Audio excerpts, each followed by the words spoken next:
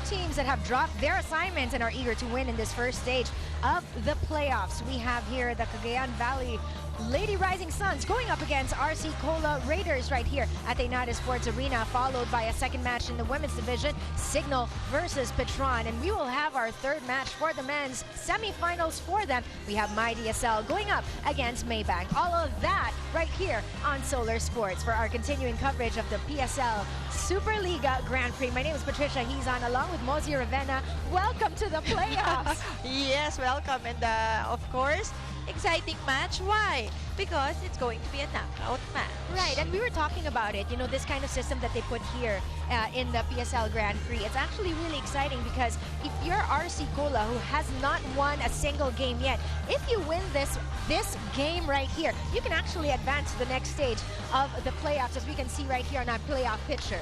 Exactly, Patricia. And you know, all you need is this win today. Right. If you were RC Cola. And same with Cagayan also. It doesn't matter anymore if you're number 3, number 4, number 5. But today is a very important day for that win to get into the semi-final round. And of course, TMS Army will be waiting for the winner of this battle on the semi-final stage en route to our finals for our Superliga Grand Prix. And now, ladies and gentlemen, let's take a look back at some of the games these two teams have had under their belts. Now, what's important is the kind of intensity that they bring in, but equally important, of course, is the kind of experience that they have learned coming into this match. We're taking a look at how Cagayan Valley actually defeated RC Cola 3-1 in their last matchup, and that's actually very interesting because this means Cagayan Valley may have the upper hand, but RC Cola can actually bring a surprise package. That's right, Patricia. And remember, RC Cola coming off that, well, it's a sorry loss, but it's a 5-setter against Petron. And you'll never know if it did them well. And going against Cagayan Valley. Cagayan Valley, on the other hand, syempre, ano to, it's a strong team, but they are at number 3. So we don't know what character they will show us today, as you see our last meeting comparison. That's right. So we're taking a look at the numbers right there. Attacks, blocks, and serves. Of course, just looking at the numbers, you know who has the upper hand, but definitely we can throw these numbers away. Well, you know, as you look at the numbers, it's really canceling off blocking department and the service department. It's actually the support of Fontillas that is missing. And siguro lesser number for Aiza, but we expect more from her, and especially today, she knows how important this game is. On the other side naman, Sontaya, really big support for Zhang. So yun yung magiging important today, yung supporting cast of both squads. Well, we're talking about today. Let's talk about the season so far for these two squads. We have here Cagayan Valley, who's ranking 3rd in spikes and also on the upper echelon, I would say, when it comes to that department. Pero pag titignan mo na all the other departments, halos patas na lang sila. That is so true. As you can see, 4th, 5th, 6th, doon na lang naglalaro yung numbers ng both Cagayan Valley and yung RC Raiders natin. So even though Cagayan prevailed in 4 sets against RC Raiders, like we've been emphasizing, it's really all about heart right now. It's all about getting this win. It's all about today. As we take a look at some players' numbers right now and we compare their seasons. Look at Quarterfinals. 71 attack points next to Sangmuang na 53 na lang. Really a lot of firepower coming from Petron, and she needs that today. She has to show up today. And Maizo also in there. As on the other side naman, you can see Zhang with 57, Sontaya with 61. Ito yung tandem eh.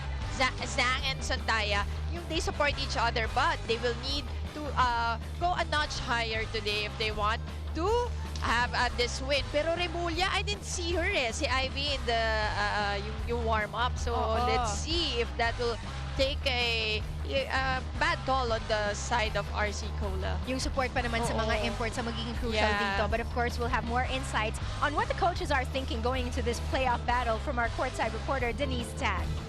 Yes, Ronald Dulay of the RC Cola Raiders said that one of the reasons why they've yet to get that W is because of the lack of support they're getting from the local players.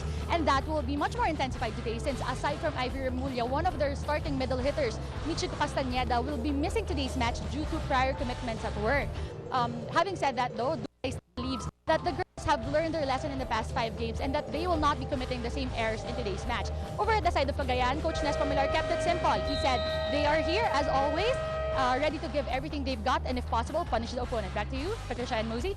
Oh, I like that promise. Punish Punish. the opponent. Well, it will be punishing for whoever loses this game. And we're going to have this playoffs match between Cagayan Valley, Lady Rising Suns, and the RC Cola Raiders on the other side of this break.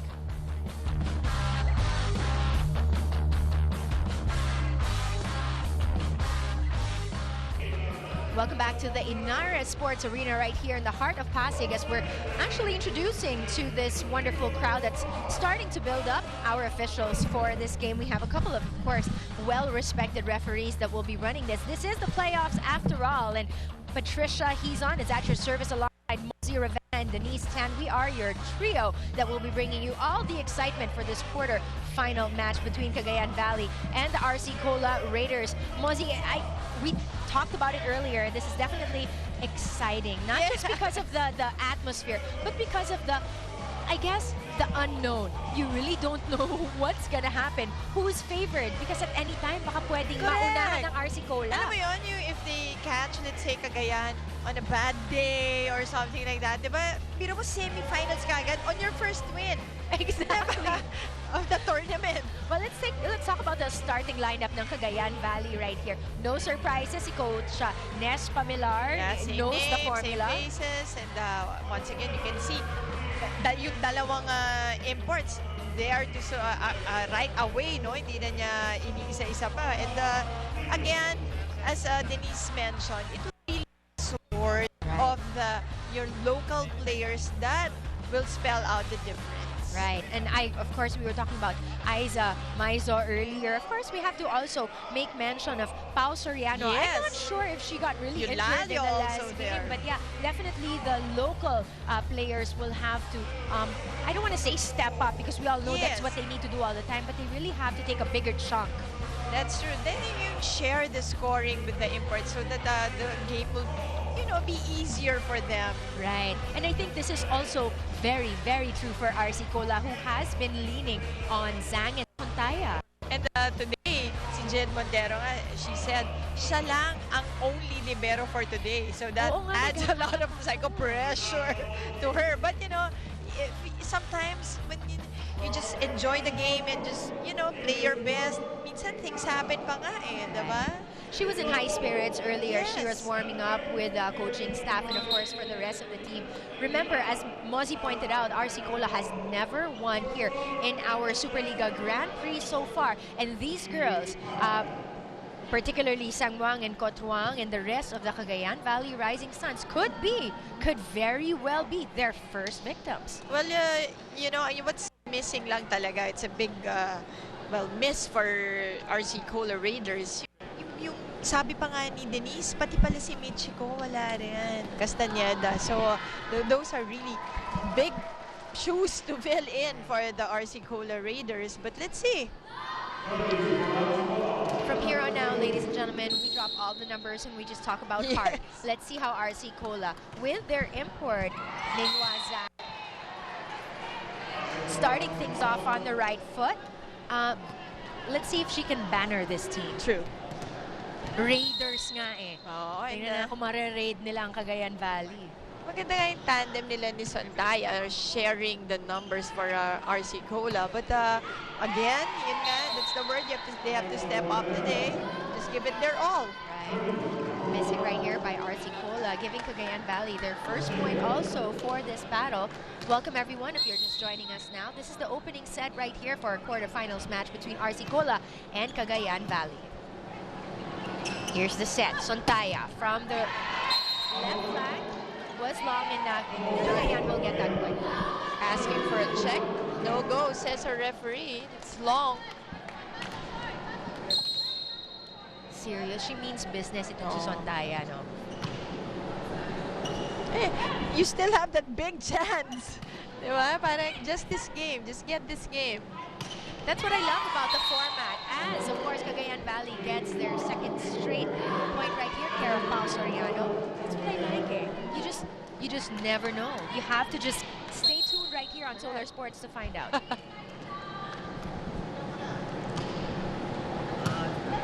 April Jose has been very consistent, not just from the service area, but also, of course, as an all-around player, as a setter for this team. Cagayan and RC Cola, Cola. This is going to be a very interesting match as RC Cola now will have Renalyn Aguero on the service area. Ren Aguero played for the College of St. Benilde. And she's known for her excellent serves. And that is what exactly she showed us right away. And nagpatikim kagad siya dito sa kabilang side, sa Cagayan Valley. If I'm not mistaken, siya ngayon may hawak ng record na 5 straight aces. Wow. And she gets into position right away. Here's Sontaya. Attempt for that kill, but unfortunately, Aguero couldn't get to her position to put that ball up. Well, Cagayan Valley using the blockers of RC Cola to get that last point. Pao Soriano gets that through. Easy over right here, chance. Oh, Zach with another one-handed save. Another easy over para dito sa Cagayan Valley. Opportunity right here. They go to their import. Ball's live. Zhang. Manalo tries to kill it over. Aiza. That is Aiza for you. Simple down the line hit gets them the point. Ito yung experience that Aiza brings in the team. She's just so many championships under her belt na it's talaga you see her stepping up on really big games. Unfortunately, there a miscue from the service area from Pao Soriano, but going back to Aiza as Montero on the RC Cola also checks in. Going back to Aiza, everyone speaks so well of her game, and you talk about her experience. It's the way she decides and how quick she acts upon that decision really spells the difference for her. And you see that, but that's actually a nice cross-court right there for the white shirts. That's right, Bernice Ko going cross-court and getting the point. Of course, Bernice Ko played for UST during her collegiate days. Oh, nice. Beautiful down the line. Charmaine Velez right there. See, when I don't know what it is, but RC Cola could be playing like they have nothing to lose and everything Exactly. to win. Even you have nothing to lose. Yan yung mga, even in any sport, they will always say, nakakatakot kalaban yung ganon. Yung nothing to lose, yung enjoy lang inside, yung ganyan. Obviously. Relax game. Oo nga eh. Obviously, with no wins so far, they are the underdogs, itong RC Cola Raiders. Or now up by 2. There's Maizo, put up right there. Earlier by Aguero, Santaya. They go to the left flank for a kill. Good up right there by Velez. There's a joust by Ko. Santaya tips it over. Nobody home for that one. That's the experience once again that Maizo brings, and take the point again, and RC is just up by 1. I expect this to be a seesaw battle between the two, and I hope it stays that way. I like to be kept at the edge of my seat. That service is too long for our import, Pacheri Sanwang. And we'll get to talk about Pacheri after this technical timeout. That's 8-6 in favor of RC Cola.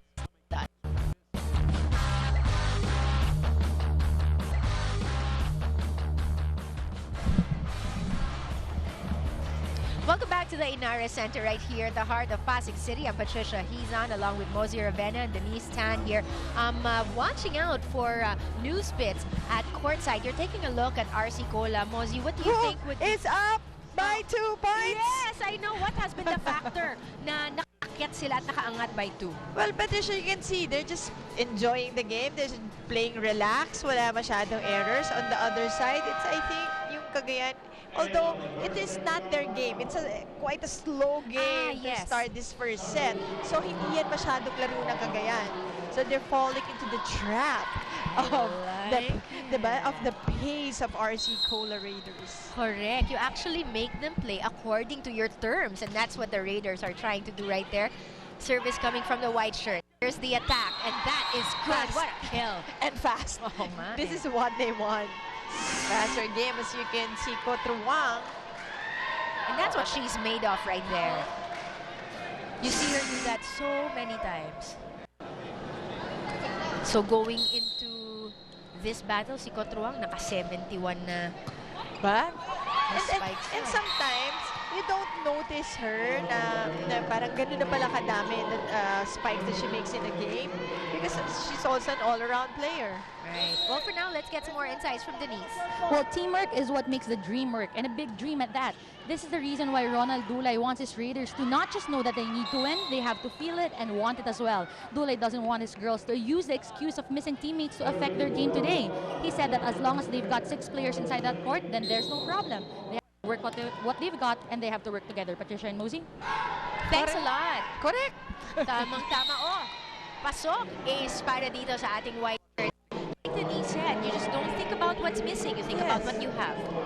Precisely. And Coach Ness, being a veteran coach, hindi na yan eh. It's not a problem. As long as tama nga naman siya, you have 6 inside and game na. Game Diba? time. Quick right there by Wyneth Eulalio para sa Cagayan Valley. And now just a single point away from RC Cola, who got that lead earlier from the efforts of Bernice Co. When you see the side of Cagayan, you have Eulalio, you have Aisa Maizo, you have Pao Soriano. I mean, how can you go wrong? Jose trying to go, it was like a David versus Goliath in that joust. And here's the Goliath once more. Cignal right there trying to guard, getting a lot of support from Montero. Violation called, not over, says our referee. On that hit by Soriano, so point goes to RC Cola. Who's back up by 2 at the pace that they want. Let's see if they can sustain this. Sabi nga ni Coach Norman Miguel, naghihinayang sila dun sa game against Petron. They won the first 2 sets, but losing on the last 3. Nagpatikim na naman to si Cotruang again, doing what she does best. And she's going to the service area after that kill, which you'll see right here. Just so quick and yung open niya kasi mabilis yung bola niya. It's the snapping of the wrist. Sontaya, they put it up. Sangmuan also with her. Parang she also tried to detect the weak links. Nice set also. That last play, Aguero. The open hit by Zhang. A nice serve. Ball still kept live right there. Back set, that's blocked and a score for the Cagayan Valley team. Samuang just ready for that hit of Velez. So it was a one-man block. And speaking of block, itong si April Jose talagang all out. Hindi niya kinakatakutan yung mga matatangkad on the other side. She's done well. That's right. So Guerra with that double violation. So we're tied now at 12 right here in our first set.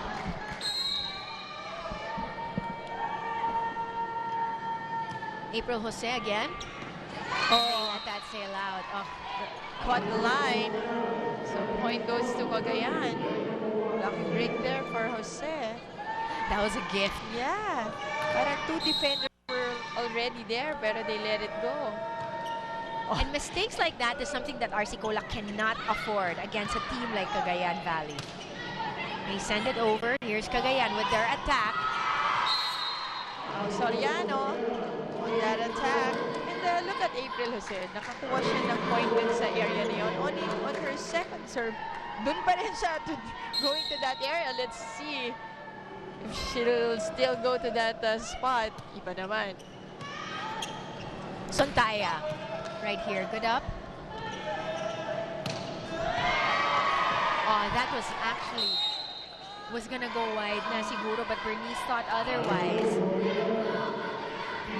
Samuang scoring another one. We were talking to her. Yes, we were able to talk prettying up. And grabe 11 years in the national team. That's right. Galing. And for you to serve your national team Yes, that long speaks a lot, not just about your talent, but your work ethic, as that April Jose service went long. It means that you're coachable, workable. Right. Dedication and we see it that in this team here in Cagayan Valley, she really adds a lot more than her prowess. It's her leadership also. Being a veteran. Nice up right there. Here's Sontaya with an attack. Jen Reyes getting to that. Sontaya once more. They'll set it up.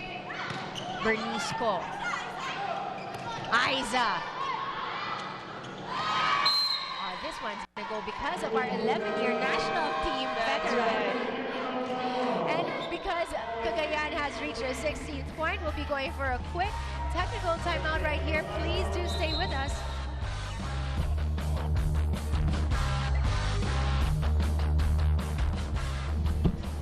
You are watching Velez, Charmaine Velez, being held by her teammates. She actually got hurt. Did you get to see what happened? Oo mukhang na, pero it was at the net. Alam mo, sa volleyball, yan lang yung kasi nagko-cross yung path ng mga players that middle line. So, dyan marami na aapakan yung paa.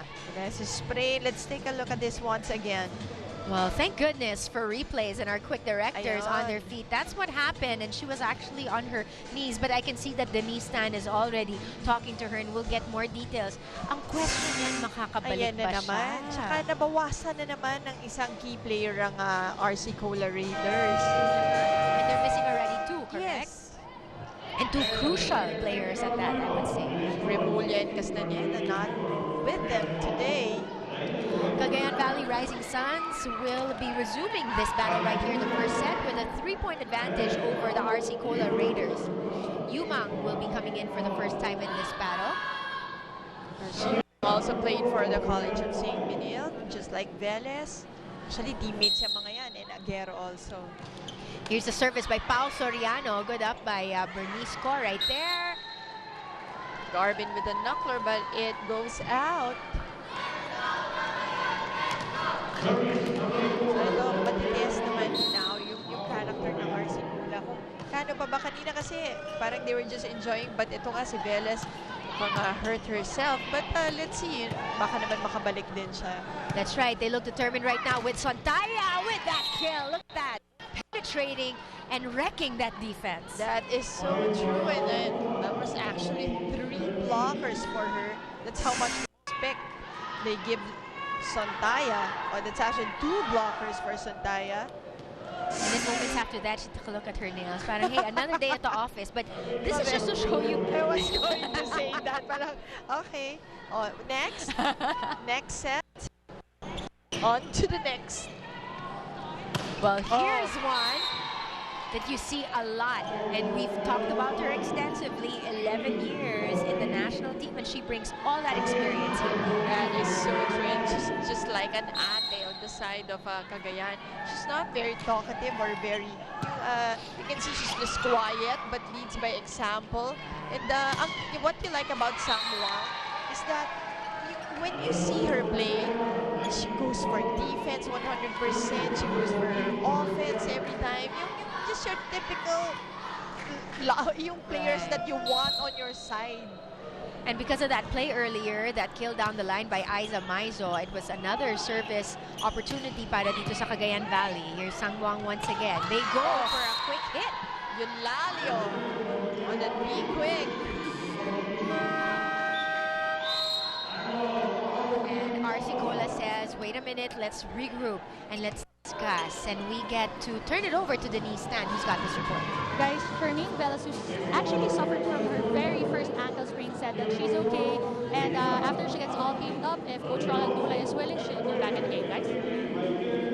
That is great news. Thank you so much, because I'm sure this team wouldn't be able to figure out anymore kung nawalan pa sila ng isang very important piece of the puzzle na katulad ni Velez. Right, and in a game that I hopes mo are very high because all you need is this game to get into the semifinals. Imagine, syempre kahit na you're at number 6, right. But this is just one game. So I guess kahit papano there's that hope of beating Cagayan Valley. I like Denise's report, very first ever sprain. Do you remember your very first sprain? No, seriously, that means she's really in tip-top shape. She's young. And careful. And she's been careful, but you know, she plays aggressively. Tingnan lang natin na sana maka-recover siya from her very first. Welcome to the world of injuries. Cagayan is up 20-15. Let's see if RC Cola will respond right here. Cotruang sending it into the net. Cignal getting back-to-back points. Let's talk about Sontaya. Sontaya has been very, very consistent all throughout. You talked about her number 61 spikes going into this battle. Good block right there by the duo of the white shirts. Once again, Cotruang turned back this time by the blockers of RC Cola. Tingnan mo, RC Cola, just fighting, di ba? Just giving it their all. Just 3 points down. They're still in this set. Oh, quick right there by the red shirts. And this time they lean on Eulalio. Reneth Eulalio once again, this time on the push. Tabaquero coming in. Pang-unang pasok pa lang ni Tabaquero. And also si Benito comes in to serve for Coach Nes Pamilar.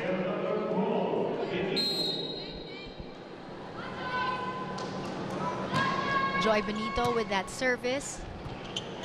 Sontaya will set it up.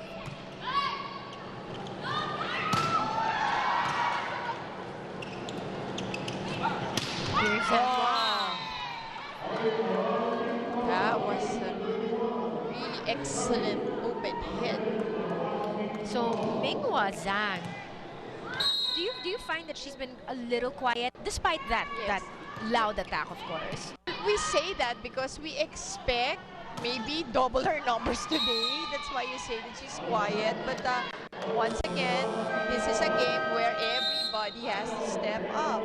And because there has been a resurgence of energy para sa RC Cola, Cagayan calls for this timeout, which we'll listen into. Isip lang sa ano, pagka magandang receive, sige, tuloy mo yung ginasabi, gusto mo mangyari sa play. Pagka alanganin, taas mo lang yung bola, tawagin mo yung spiker mo. Ha? Wala ka bang gana maglaro dyan? Kailangan inspired ka. Siyempre, putahin na lang. Ha? Pakitang gilas ka naman. Tamang pakitang gilas. Dapat inspired talaga ang mga players natin. And you know, si Coach Nes, ang binibigyan niya ng na encouragement si Benito because Benito is not your natural setter. At binibigyan niya opportunity si Benito in this tournament. I've seen him do that. Yung siya ang ginagawang setter. So, sinasabi niya, kaya mo yan. And look at her, he puts her in sa crucial portion of the set. Diba? Ibang klase yung binibigay ni Coach Nes dito kay Joy Benito. Diba? Challenge eh. Ano, may gana ka ba? Challenge. Diba? And it depends. Sometimes it's the psychology that you bring into your coaching that will matter the most. Your Sontaya who brought it up, they set it up for Zing Minghua. There's a soft touch, but she goes for a harder attack and scores. That's right. Early Christmas present for Zhang, and she took it. They are now down by 2 as Gustilo comes in to serve for RC Cola Raiders. Gil Gustilo played for Adamson. Actually, in the first meeting between RC Cola and Cagayan, the first set ended up 25-23. They have to send that over. Yeah. No. Poor first ball coming from Cotruang. Alam niya na coming in, mukhang napalusog na siya too much in the court. So, napasigaw na siya. And Coach Nes said, taas mo lang. Yeah. Diba? Those are some of the pointers that he gave in that last huddle. And it's just a 1-point ball game right here. Good up by Santoya. Benito. Nobody home for that one at the back. Wow, Soriano just putting it in that sweet spot. Hindi na pinahirapan eh. Diba na yung mga defenders ng RC Cola, doon na lang sa walang tao. Cotruang. Oh, that's overset. Yes. It's too much for Zhang. And now they're discussing now on some adjustments. Sometimes the girls just have to figure out on their own Yes, what they need to when do. you're inside, it's just the 6 of you, diba? Coach is not there anymore, even if, let's say, off a timeout. Right. Cagayan right now, 24-21, and with that last attack, they actually win this initial set against RC Cola. And of course, we'll have more of the action coming from the Inada Center, so do stay with us. RC Cola will try to bounce back.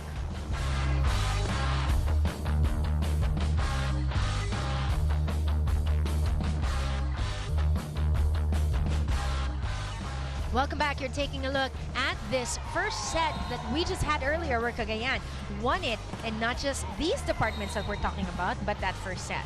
Well, look at the attacks of Cagayan. Just too many, just too much for RC Cola. That's 16 points already from attack points. And although yung RC Cola had 6 service points, it didn't really matter so much in that first set. That's right. Parang you can't live off serves alone. Yes, correct. So are those the pointers that you'd want to focus on para dito sa RC Cola? Well, definitely. First, you can see why did Cagayan have so many attack points. Maybe yung defense at the net. Diba? Yung blocking ng RC Cola should be really there and present and consistent. Yung commitment at the block. So that's important also. And next to that is your floor defense, of course.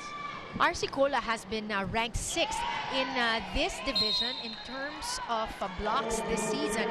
But you know, this is the moment where you just have to bring your A game. And you, as you've said in our pregame, forget the numbers, forget statistics. So this is just one game that, you know, you just give it your all. Diba? Bring it! Bring it on! Here's Pao Soriano. Again, Soriano decides to drop it in. Soriano once more, very active. They go to April. An attack by Sontaya. They'll go to their import. And that ball will score the first. That's right. Zhang from the back row gets the point. She looks very young, but although she's very big. She does. Diba? Hold on, let me check na. That goes out for Garbin. So, yun yung mga, again, yung errors din. You should really, yung Cola, you should minimize their errors. Sana sinide by side natin kanina yung service errors also, along with the successes that they had when it came to service. But still, here Soriano and company giving their all with that attack. Good up still by RC Cola. Here's Sontaya. Scores off the block. So it will be Sontaya and Zhang will have to lead the pack. Diba? They will have to lead the way for RC Cola Raiders. Yumang with that service earlier. Oh, that's very low. Nag-adlib na lang si Eulalia kanina. Sang Wang puts it up, and she'll take it and score. So the steadier Sang Wang getting the point on that joust. Remember, she was on the floor. Yeah. Yun yung sipag that I was talking about, from yung defense to offense, transitions. I mean, show me a player that's lasted in the national team program for that long. Tabaquero. And Cagayan scores anew with that attack. Sending Sang Wang to the service area. Tabaquero and company looking cool, calm, and collect as they lead 4-2 in the second set. Jose back set. They got to get it over, and Bernice gets it over. They go Tabaquero is blocked. And RC Cola finally getting that rhythm on the at the net and blocking Tabaquero. Ordered by Miss Mozie. Sige, mabigay nga. Let's send it over to Denise Tan. What's up, Denise? Coach Nespa Millar instructed not just Joy Benito, but every single one of the Rising Suns to show off a little. He said that being a show-off is not exactly a bad thing, aside from trying to intimidate or at least irritate your opponent. Having said that, he grabs one of his veteran players, Angelita Baquero, who's been missing a couple of games due to her shoulder injury, and says, "Pakitaan mo nga, ge." Patricia and Nosy. And that's why she has that swag, the way she stands after an attack. She just stares them down. But excellent report. Thanks a lot, Denise. Importante yun, ano mo? Alam mo, alam ni Denise yan because she's been teammates with Angge. And Angge has that, you know, yung intimidation factor ni Angge iba because she smiles at the opponent. Eh, kaya lang yung smile niya comes after a really big hit or a kill. Like that one! Like that one on cue. So, yun yung intimidation factor ni Angge. And she is really known for that. So, gustong makita ni the rest of the team. Gusto makita ni Coach Ness na, oh, ganito gawin nyo, ha? So, si Coach Ness, ha? What's that intimidation?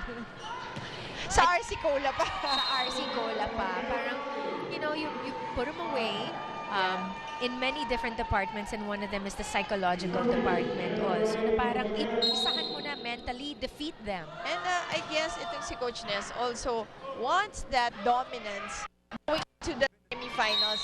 He wants that attitude of the girls to be that way. Yung may intimidation naman ng konti, hindi yung parang kayang-kaya. Remember, the winner of this battle will face TMS Army, Yes. another team that's so intimidating. Swag and swag. That team's got everything too, and so one of these teams that you're watching right here at the Inada Center right now on Solar Sports will get to face TMS Army in the semifinals. RC Cola with this 1-point advantage. Tabaquero once more, blocked that time. Eulalio. And again, Eulalio scoring it for Coach Ness Pamilar. Very simple volleyball for Eulalio, but very effective. And she goes to the service area now to try to contribute some more and break this deadlock.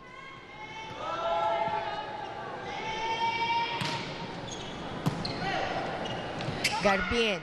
They set it up for Zhang. No support at all on the side of Cagayan on that last play. And this sends us to our first technical timeout right here. It's just a single-point game. Please stay on Solar Sports.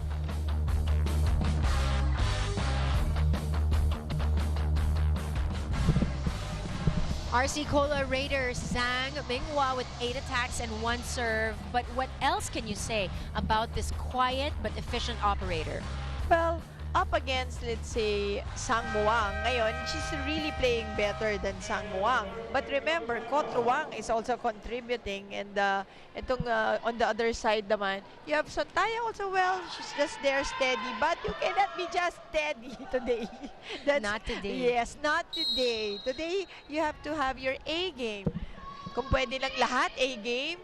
Oo nga eh. Straight Tabaquero. ace. Kailangan straight ace today. Pero ito, Tabaquero has definitely brought her A game in this battle. She's very aggressive, but just not getting the point that time. But that aggressiveness factor that she brings to the table is exactly what Coach wanted her to bring. Well, for sure, players like Ange Tabaquero, Aisa Maizo will really come into play today. They know how important this game is. And they just have to win this single game today to reach the semifinals. And it's Tabaquero and the other locals that have been doing it for the Rising Suns. Nice play right there by the white shirts, but that time just caught sleeping under D. Well, April Jose suddenly decided that, wait, I want this point. Doing a dump. And she gets it. We're tied at 9 with Tabaquero. The ever reliable on that line. Not that time by April Jose. Puts it up. Here's Sang Muang. Zhang. They go to Sontaya. Good up right there. Free ball though. Given to RC.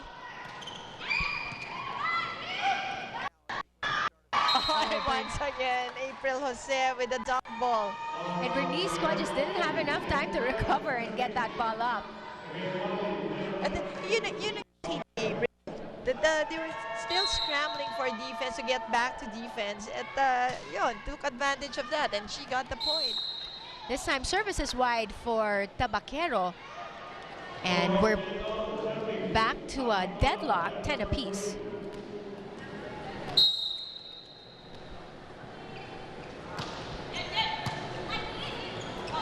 April to Soriano. Net violation called against Soriano. So, all goes to RC Cola Raiders. A lot more of those, but RC's got to score on their own efforts and try to control this. They're down by a set. Here's Sangwang. There's the block. Soriano will set it up. Here's Sangwang once again. And that's through for a point. That's right. Got it on the second try. Try and try again. Remember that last game we covered and she was there? Yes. Parang sunod-sunod talaga sa kanya. Hindi siya napapagod. Towards the end, diba? Yeah. Sa kanya na eh. Binigay na yung load kay Sangmuang. And she will take it. She will embrace it and just take it. And she'll take this one as well. And she scores. Once again, Sangmuang, simple volleyball. Given Cagayan this 1-point advantage thanks to their Thai import. And Jose with the service, seeing the net. Back-to-back errors at the service line for Cagayan Valley. Kanina it was Ange Tabacero, and then now April Jose. Garbin there with the service error also. Come on, girl, shake it off, shake it off. Yun yung sayang, yung opponent mo had the service error and you commit one yourself. So, ang hirap. Well, let's see, Denise, can you have some insight for us? Well, I'm sure everyone's wondering about Pao Soriano's left ankle that got injured last game. Well, you know, she might look okay and up and strong in there, but she whispered to me that it's bothering her a lot. Every step, every jump, every dive. Pao follows up though by saying, "My passion is definitely greater than the pain," guys. I like that. Yeah. And that is a formula for winning. That is right, and just like that, Aisa Maizo penetrating the blockers of RC Cola. Sending Pao Soriano, who's playing injured. Ayan, that's a better spot for her. Diyan na lang siya nag-serve. And she's helped bring this up to a 3-point advantage para sa Cagayan Valley. Garbin sets it up for Zhang. Put up by Pao Soriano. They go to Sangmuang and finds the open space. And Sangmuang, in spite of a not so pretty set, still gets the point. Well, let's see if Cagayan Valley can keep getting the job done. Please stay with us. This is Solar Sports.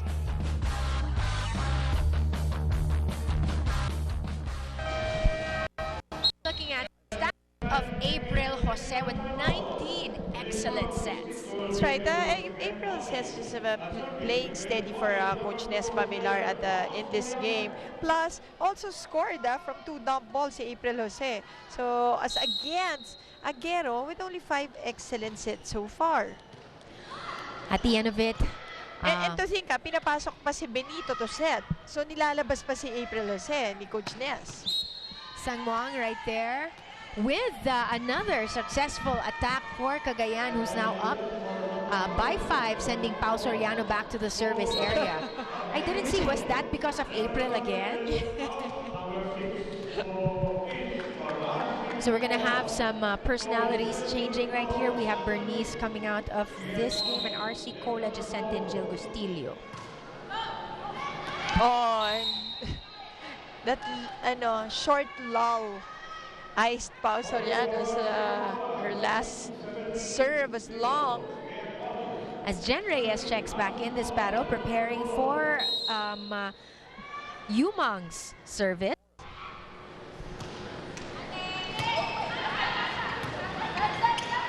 Eulalio, easy over right there. Zhang. They'll set it up. It was just a little bit overset. Gustilo was just trying to save it, but the defenders of Cagayan were already there. Well, defender lang. All you need was patchery. And she really tracked that ball, and it was really planted. That's one rin sa kanya, no? I see her always eyes on the ball. Yung alam niya what's happening inside the court all the time. Tabacero sets it up this time. April, quick over. Yolando score for Cagayan.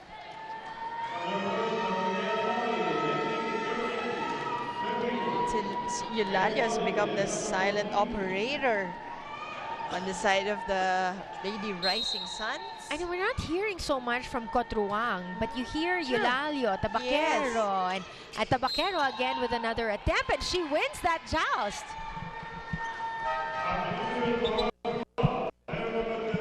So ito rin naghahati rin tong si Aguero and also Garbin doing the setting job for RC Cola.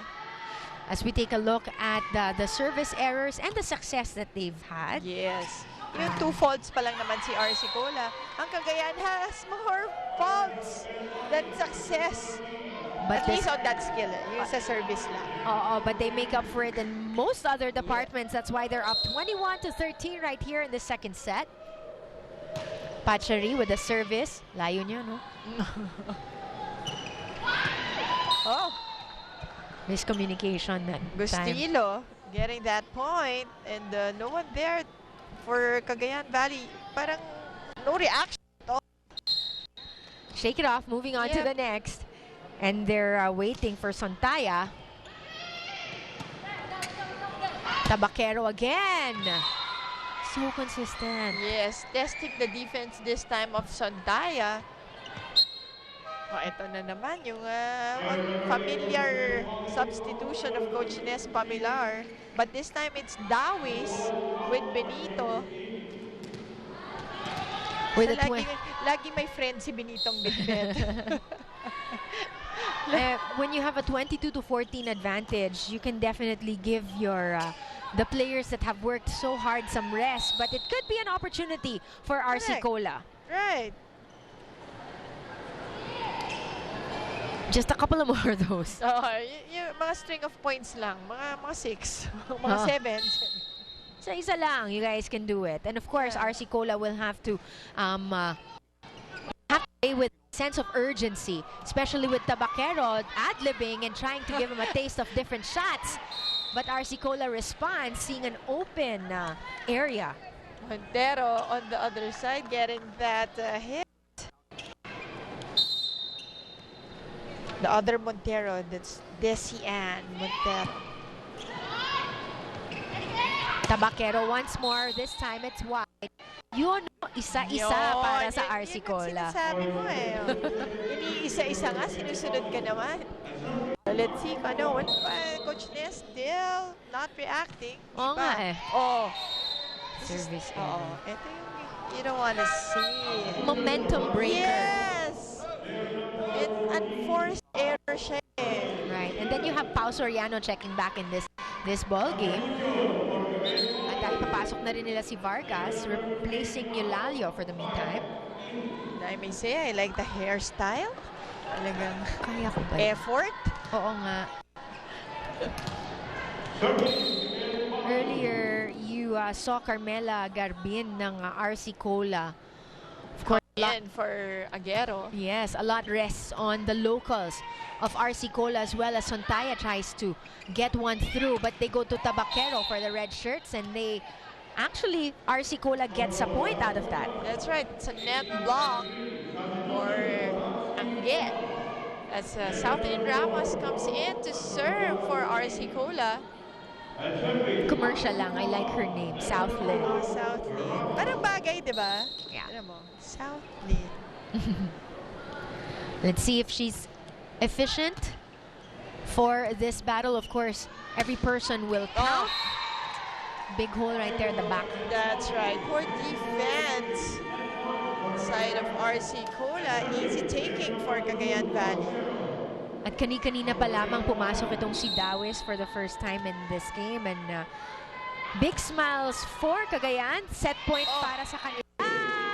And an ace off of that Tabaquero service, giving Cagayan this second set as well. So 2 straight sets for Cagayan. How will RC Cola recoup and regroup? We'll be back.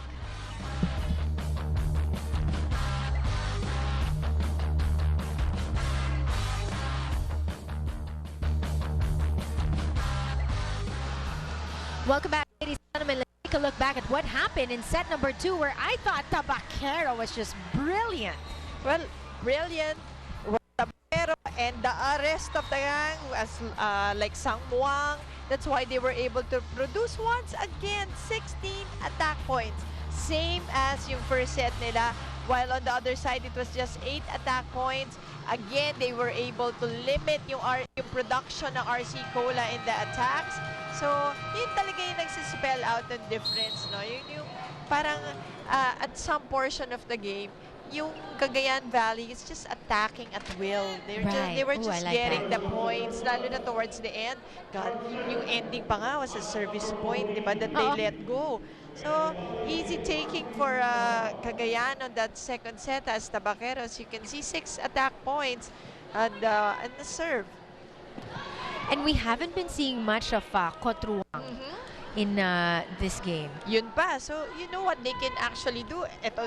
Let's say itong set naman na to, kay Quarterfinals naman. Right, diba? right. Something like that. So, Cagayan has taken the first 2 sets of this battle. It's really up to how deep RC Cola can dig within them to find their winning ways. They have not won yet, but of course they have to find it in them. They have to take advantage of Quarterfinals not playing in this ball game. They have to have an answer for the likes of Tabaquero and Soriano. Let's see with this third set right here at the Inares Center. Here's Sontaya and scores. Well, you mentioned you forgot si Eulalio, di ba? He's also playing well in the, yun na nga I point that out because yung hindi mo siya mapansin but actually has been scoring a lot also for Coach Nes Pamilar. On the other side, good point also when you said that within them. Why? Because halos sila na lang talaga yung inaasahan dito ni Coach Ronald Dulay. And this is a winner-take-all playoff berth. The winner of this battle will be facing TMS Army in the semifinals. So once again, Tabaquero on that middle hit, the open hit.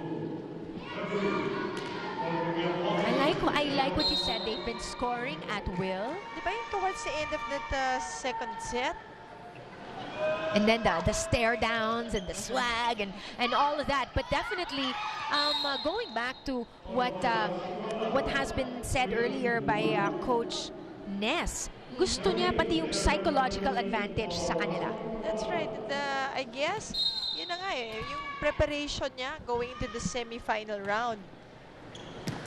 But speaking of psychological, RC Cola must not play like they're defeated, not let those types of plays go through. But we're talking about Maizo right here. Kanina, di ba, halos sleeping na on the second set. But right away, gives you a very powerful hit.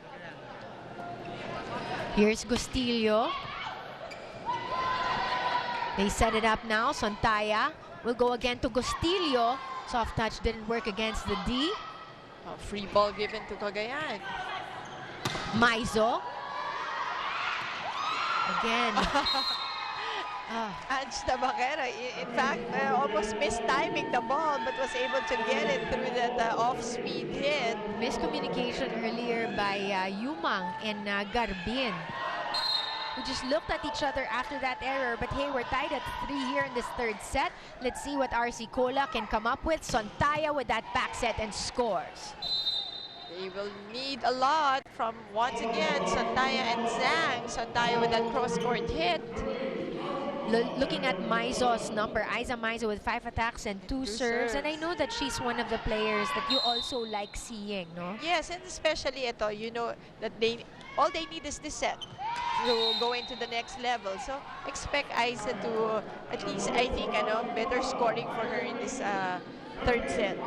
We talked about how Cagayan Valley lost in their last game, and they lost against DSL 3-1 after a 2-game win streak. First against RC, then against Cignal, who will also have a game later against Petron. Now, itong Cagayan, they really just know how to pound it after a loss, and kailangan din kasi nila going up against a TMS Army team. Yes, they will really need that. But when you see the players of Cagayan, they are also veteran players. So they know what to do. Kaya nga si Coach Nes, when you hear him, it's just motivation. It's more of, it's not even the plays anymore. It's just reminders. They didn't have an answer, though, for that cross-court kill earlier of Sontaya, who brings it over for a service ace. Aiza Maizo, thinking that it was going to go out. And she avoided pa talaga the ball kasi kala nga talaga niya. But Out this, na. this gives RC Cola, It happens. diba, to the best of us. Mali yung ating judgment call. But I'm sure these girls will recover. Let's see what the answer is to Zhang. Zhang going down the line and getting the point.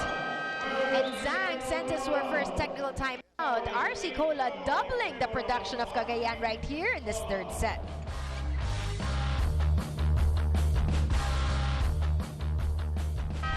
Sontaya and the rest of RC Cola just won't go down quietly. Definitely. 6 attack points and 2 serves for Sontaya. But again, paulit-ulit tayo. We were mentioning since the pregame na kailangan lang talaga. They have to produce a lot more in this game if they want to win this one against Cagayan. They gotta have a lot of fight. And Sontaya right there showing that after a service ace earlier, kaya niyang bit-bitin ang mundo. Hindi naman. Ang RC Cola lang. Bit-bitin ng ano ba yun? Kaya kong daigdig or something. Hindi, RC Cola. Kaya niyang bit-bitin. Tama. And again. Ka dyan. And Sontaya once again, not for point officer. Break to double digits right now. The RC Cola. 10-4, 6-point advantage. They need to win this one. They don't want to go down in this quarterfinals, losing 3 straight. I like it. And we get a smile finally. That's right, Tabakero trying to avoid the last minute kasi yung ano niya, naisip niya it was going to sail out but touched her. Pang ilan na to para kay Sontaya? Mauulit pa ba? Cagayan says no. Here's the attack. Back set. They go to Zhang. Soft touch. April. To Maizo. There's the joust. Montero right there. Sontaya again. Rescue between Maizo and Jose on that second ball. Buti nilang hindi nasipa ni Maizo si Jose, who was diving for it, and Maizo actually put her leg up to try to kick it up. But we've Because seen that's all that. legal. Yeah. But RC Cola is at a 12-4 advantage as we send it over to Denise with this report. Guys, now in the third and their last go in getting into the semis, Coach Dulay opts to change the players' rotation. If you could see, Sontaya and Menghua, who's normally at the open, is now assigned as the utility spikers, not for the plays but for blocking. Dulay, recognizing the fact, of course, that Cagayan's open hits are what's killing them, tells his girls that before they think about the digs, the sets, and the attacks, they should first focus on their net defense. Patricia and Mosey? Thanks a lot, and they're gonna need that right now. But penetrating through the defense of Montero, itong si Patchery Sangwang.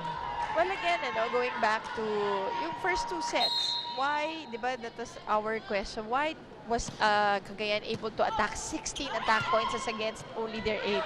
Yun yung unang problema doon is that yung blocking at the net. And what about the miscues also? That's been a factor that has gone against RC Cola. You will find na parang merong bonfires. Yung campfire inside, di ba? And also, yung movement nila sa defense, you feel that they're very tentative.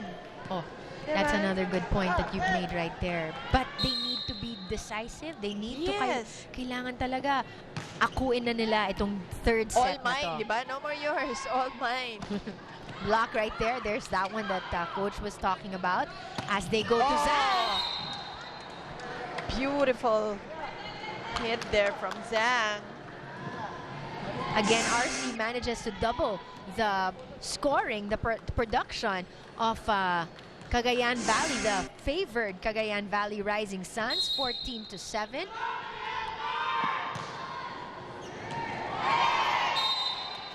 Good service. Another point. Arzicola this time on the serve. And Jill Gostillo, kanina dito din sila maangat, diba, sa service. One of the factors that's worked well for them. But they need the others to also come and play. So Yunlanya once again on that last point. I think simple volleyball, but again, commendable, very effective. And you have Eulalio at the service area. Andiyan na nga, may Aiza Maizo, Tabakero, may Pau Soriano ka pa. Again, no sign of their other import. Pachari is here, but not Juanita Cotrua. Arsicola with that block gives Cagayan a point. So, tingnan naman natin if Cagayan is able to pull some, to get some points in this mid portion of our third set. Here's an attack by Sontaya. Sends it all the way back. They caught the line. Much to the dismay of the players from Cagayan. And they're going to award that point to RC Cola, who's reached 16 points against Cagayan's 9 right here. We'll be right back for more of your PSL Grand Prix action. Welcome back. We are in the middle of this third set, and you just caught an attack right there by Sang Muang. But RC Cola is 6 points up. Now trying to get a set. Tama. Win one set. Win their first never game. know. Yeah. Once again, this is a knockout situation between these two ball clubs. Tabaquero wide on that attack, giving RC Cola a 7-point advantage now.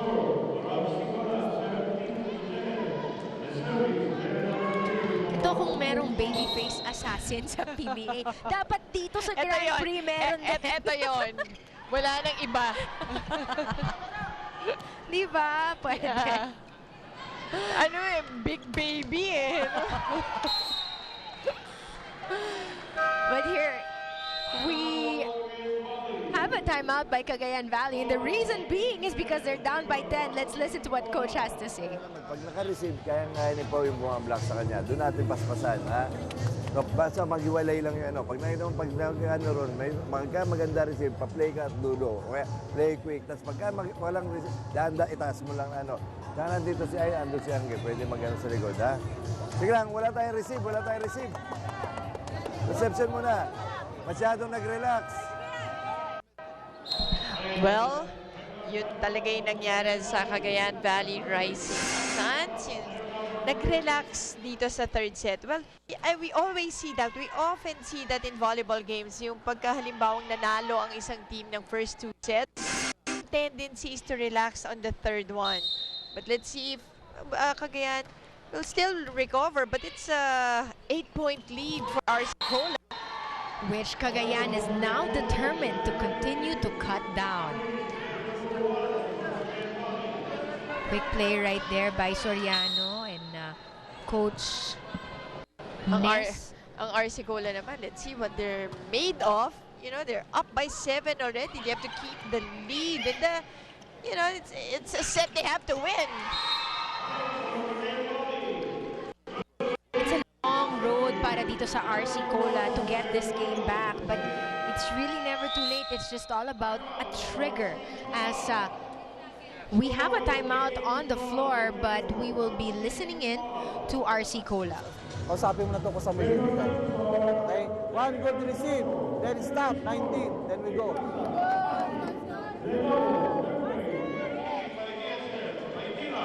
Apart from what you just heard right there, let's take a look at these numbers. Well, look at the Zhang and Sontaya, almost the same number of attacks. But we say that is low given this type of game. Yung serves ni Sontaya, well, that's bonus. We have 5 excellent serves, Zhang with 2. Pero once again, yung attack points, they really need a lot coming from Sontaya and Zhang. And they need to win this one, this set, the next set, the set after that. Kasi if you distribute yung 10 in 3 sets, it's just about 3 3 attacks per set. Right. And so she's going to try to up her productivity here, but Zhang was answered earlier by Pachari. Zhang goes up again. Look at Pachari really going for those digs. She loves that. She loves being on the floor. She just loves showing her teammates, but that despite her age, hey, she can do back-breaking saves. Diba? I like that, back-breaking. Pag tayo yan, yun talaga yung back-breaking lang. Tapos tayo yung kailangan ng save. Hindi ba back-broken tayo? Hey, but look at Garbin and and the rest of RC Cola maintaining the distance here in this third set. 20-12 now. Here's the set. They go to Pau. Tabaquero. Jose to Maizo. Oh, Good save right there, at least. but was mistimed by Isa. The breaks, no? Yes, going RC Cola's way. Sigero now comes in for Garbin. Well, Garbin having some difficulties in setting the ball. Ilang ano yun halos free ball given to Cagayan. So now Aguero will set for Coach Dulay. Here's Aguero. Jose will set it up over on the other side, and good attack right there by Cagayan. Jed Montero not able to take that. As you can see, Sangwang 12 attack points so far. Kotruwang having 3 attack points, but hindi naman siya nilalaro ni Coach Ness kasi. That's why nagulat kayo kung bakit 3 attack points pa lang si Kotruwang in this game. And that's 3 attack points in playing just how many minutes in the first set. RC Cola must shake off errors just like that one and try to maintain this 21-14 lead and win this third set. Good block right there by RC Cola. Ball still live. They go to Maizo. Good job by Umang. The save. Saves actually of Cagayan. Sontaya to Pachari. Maizo right there. Good tap in. Maizo with a soft touch, but well read by RC Cola. And Umang scores that para sa white shirts. And RC Cola is just 3 points away into taking this set, third set. And an ace from Umang. And this gets Coach Ness to press on the panic button. Let's listen in. Relax eh. Ha? Hindi tayo mag-relax. So, hindi pa tapos eh. So, hindi ko muna dalawang set. Tapos na yan, di ba? Diretso pa rin, diretso. Kung hindi pa tapos, oh, kita nyo unti-unti. Wala eh. Masyado natin binababa yung sarili. Pero, pag dito pumunta yung bola, kasi ginaganon mo na lang, oh. Pag ganon mo dito, iganon mo yung katawan mo. Iganon mo lang. Nakaganyan ka lang, oh. Pag susunod naman yung bola niyan eh. Ha? Sige lang. Do you really feel also, and did you see how relaxed they've been in this third set? Yung errors nila, I'm sure they had the most errors in this set. Ang dami lang. And yung sense of urgency of winning that set and closing this game, wala eh. You cannot see it from them. Unlike in the second set earlier, here's Jose to Maizo. Sees an open spot right there and really just takes advantage of the weak spot ng white shirts. Well, again, si Maizo, siya rin eh, yung errors niya, just continuously nakikita ko dito sa third set na to. So, let's see how RC Cola naman will try to put this away. As Sontay easy taking on that off-speed hit. And just a point away para sa RC Cola to get this third set. Remember, she had great serves earlier. Itong si Sontaya. Balls live. They go to Pachari. Sontaya puts it up. Gustilo with the kill. Oh, yes. Gustilo gets it done. RC Cola wins the third set. And we'll be back for the continuation of this quarterfinal action between RC Cola and Cagayan.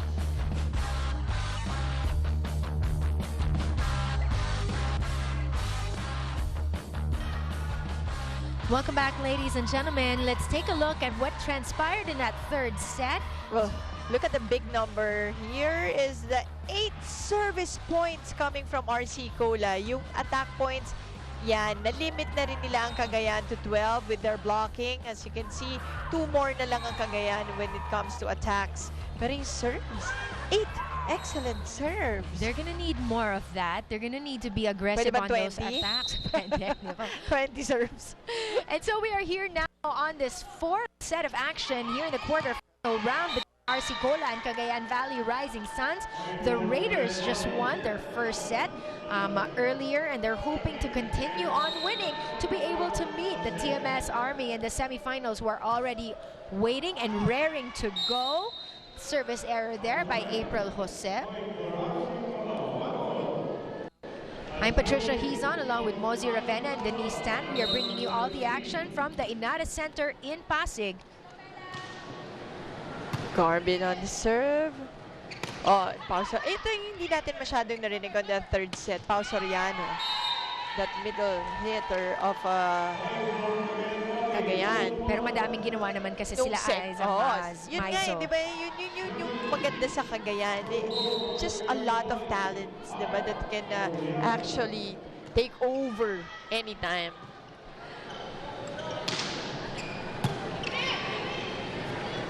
Here comes that attack by Cagayan, ensuing in a point for the Rising Suns. Aiza Maizo going down the line. Sabi mo nga, ganun lang siya parate. Yes. Just down the line, effective. Pao with the service. Garbin sets it up. Sontaya blocked. Oh, just well read by Eulalio and Sangmuang. Eulalio right there. She's been also keeping an eye on Sontaya, who really did a lot of damage against RC Cola in that third set. Free ball now given to Cagayan. April, quick set right there. Too short on the attack para dito kay Maizo. Maizo. Net block for Aiza Maizo on that last play. Giving Cagayan this 2-point advantage here in this fourth set. Still, and RC Cola has an opportunity to catch up.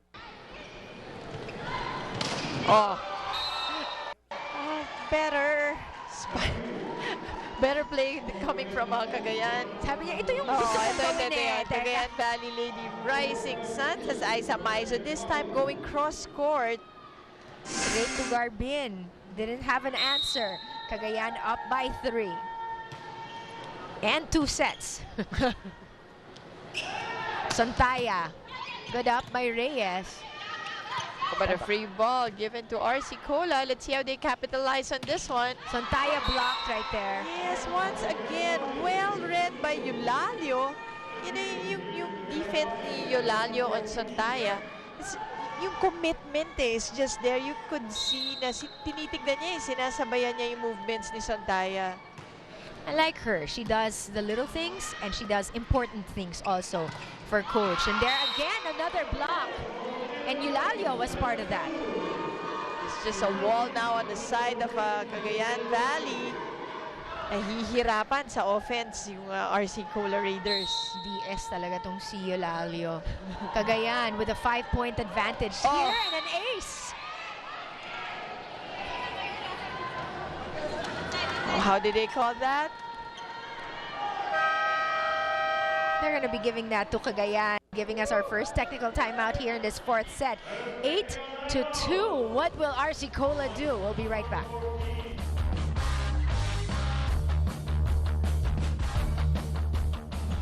You're looking at this crowd right here at the Inada Sports Arena, enjoying all the action in our playoff series. We have Cagayan Valley up 8-2 against RC Cola, and you look at the students that are here. I'm sure they're impressed. Yes, enjoying the game, seeing beautiful Anong ladies. school kaya yun? Sarap naman nila nandito sila nanonood. Sana ako rin nung bata ko, yun din yung field trip, no? Volleyball game. Oo, para, di ba? Sasabihin ko sana, parang naging atleta ka, pero atleta ka naman talaga. Siguro nga nangyari sa'yo yun. Hindi mo lang matandaan. Pero someone put an impression on you and made you love the sport. That's right. And siguro in one barangay, I'm sure I was there. Eulalio's numbers right here. 6 attacks, 2 blocks. And 2 blocks came in just a while ago, and both from Sontaya. Actually against Sontaya, but Sontaya now with that hit. evading the wall. Siguro tinignan niya, nasa na ba si Wines? Not in front of me, so chance. And she gets that chance. Remember how many points she made off of the service area earlier? I'm sure they're hoping for that kind of magic as we turn it over to Denise Tan. Guys, at the start of the game, you guys mentioned that the local support will spread it out for the both teams. But what's missing on the side of Cagayan in the third set was their foreign support. If you've noticed, the usual scoring machine, Quarterfinals, has not seen action since the first set due to a swollen knee. Apparently, the Thai sensation has been dealing with this for the last couple of games, but now Pamilar says he's preserving Quarterfinals' energy and wellness for the semis. He says, we just had a Space Cadet moment at the third set, but we're gonna win this. Patricia and Mosey? Space Cadet Sa moment. cartoons yun, diba? Yung Martian. Parang na out of this world sila, diba? Marvin the Martian. Parang sinabi ni Coach, are you with us? Ano ba kasi, walang gusto on that third set. Right. Unlike this set, look at Yes. Eulalia, though. That was wide. But you see more bodies flying para dito sa Cagayan Valley. Naging turtle si Eulalia on that last play because the set was a bit low. And she tried to go for it. To no avail. Bernice Ko now on the line for RC Cola. They're down by 5. Here's the set. They go Tabaquero again. Well, that was a nice set coming from April Jose. And Ange Tabaquero answering with a point. Ayan ay smile ni Angge. Mag-ingat kayo dyan. That means she's gonna come back strong again. That's why pala partner ko Truwang is on the bench, di ba? Right. Injured. I was thinking already it's either injured siya or si Coach Ness doesn't feel that yun na nga, ipapahinga na lang for the semis. But yun, may swollen knee pala si Truwang. But it's nice because they haven't really had the need for Cotuang. Correct. Even in spite of losing that, despite losing that third set. Tabaquero there, crashing through that defense and scores another one para sa Cagayan. That was a great angle. As we see it once again. Tingnan mo, 2 blockers. Ang hirap na nung angle niya, but still managed to get that in and score a point. And she's on the service area with her 11 attacks and her successful serve earlier. Free ball. Here's April setting it up for Soriano. And Soriano challenging the blockers of RC Cola. It's always a different hero. You have Soriano, you have Yolanda, you have Tabaquero, you have Sangmuang. But in the middle of it all, it's April's good sets. There's an ace right there. Tabaquero keeps pouring in the points para dito sa Rising Suns. Now up 14-6. Ito yung energy that we were looking for in the third set on the side of Cagayan. Nag-low bat in the third set. Sangmuang right there. Still playable though. Jose, quick decision. Easy taking on that top ball by April Jose. Nagawa niya na Kanina first set, twice. Right, and 2 I'm points, not sure if yes. it was against Denise also. But she just happened to be the victim at that time of those quick thinking moves by April Sorry Jose. na. Zang, thunderous move right there with a kill para sa RC Cola. But her points really came too far in between you. Masyado It has to be a show of dominance both from Santaya and Zhang. But naging sporadic yung scoring of the two. Unlike dito, even though si Ito Sangmuang spread diba? Well spread yung points ng Cagayan. And Cagayan has reached her 16th point here in this 4th set. We'll be back for more of your PSL Grand Prix.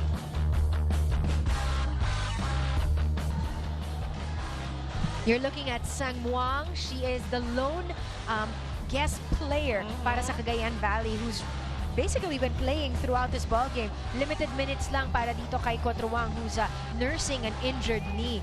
But it doesn't matter because Cagayan's playing. Because the locals were just, again, in their element. And we kind of knew Ayan na si Quarterfinals. Imagine, missing that 71 attacks, 7 blocks, and 9 serves. Siyempre, total yan. In this tournament. But today, 3 attack points for her. Siguro sabi niya, Coach, sige na, pasok ko na ako. But of course, they will try to preserve her if in case itong Cagayan Valley Moves on, manalo. yeah. Umusog pumunta sa semifinals against TMS Army. Soriano, good up right there by the white shirts. Ball still live. Sang Muang, still another good response by Denise Ko, but that time the blocking prowess nitong Cagayan Valley mahirap masagot. At really reads Sontaya well. Siya yung mas madalas na mablock. Kasi we see it once again. Trying to go down the line. But stopped by Aisa Maizo. They've just been hounding her, diba, all throughout. And here's Cagayan up by 10. Another block right there against RC. Oh, that was really close to the net. Sontaya was just starting her approach. She was just in a position for the approach. So no go for RC Cola. So sunod-sunod yung nagiging trouble dito for Sontaya. Here's Zhang. Sontaya again tries to keep it live. Maizo, soft touch. April sets it up for Sang Muang. Oh, right on the spot. Sang Muang once again scoring it for Cagayan. Cagayan only 6 away from putting RC Cola away and advancing to the semifinals. Make that just 5 with April Jose's service ace. That's right. Trying to get an appointment with the TMS Philippine Army. Ito nga Cagayan. I don't know. That's a really tough. That's such a tough team. Date lang. But all respect for all the teams that are here sa this Grand Prix. Oh. There's Piano getting to the far corner. Correct. Yana not only getting that point, but she made sure that nobody was there, putting it in the best position or best spot. Ito na naman. 4 points na lang ang kinakailangan dito ng Cagayan, and they're playing with an all-Filipino squad on the floor. But this error there by Aguero not helping the cause of the Raiders. That's right. Pwede na nating tawagin si Benito the closer. Pwede. That is coming in. Benito. April Jose has been consistent throughout, not just today, but throughout this tournament.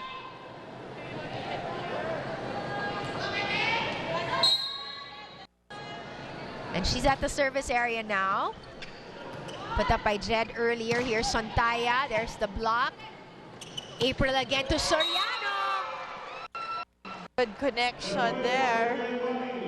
Ayan na, si Benito getting the hang of it. Quick set yun, ha? That was a set to Soriano. They need 2 more for the semifinals. But they niche that opportunity.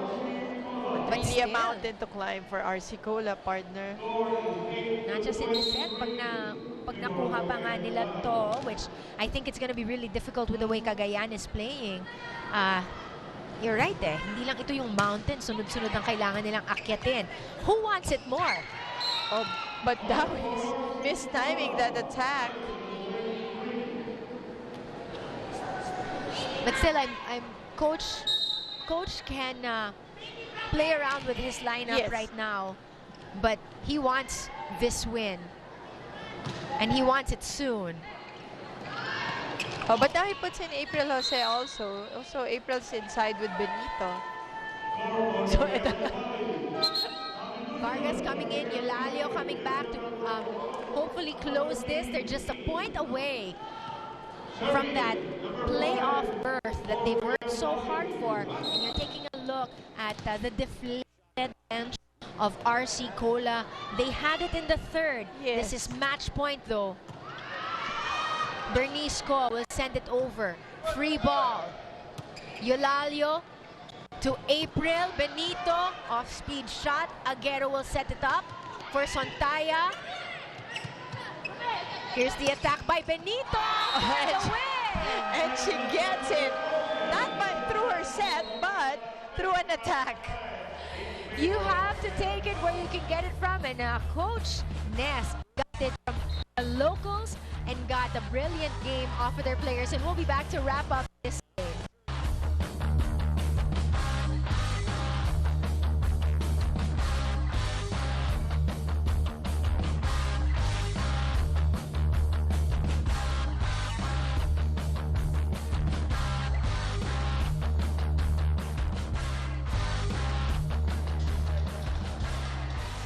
Let's take a look back at that last set where Cagayan just put our goal away.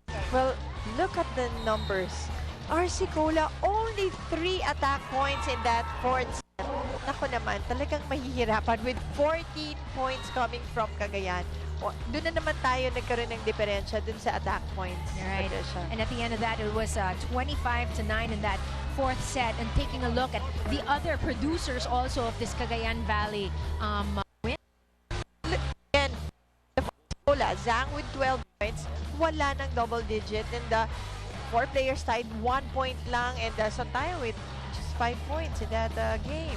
As again, Sangmuang having 15. And I'm sure yung mga ibang veterans rin having a lot of points also.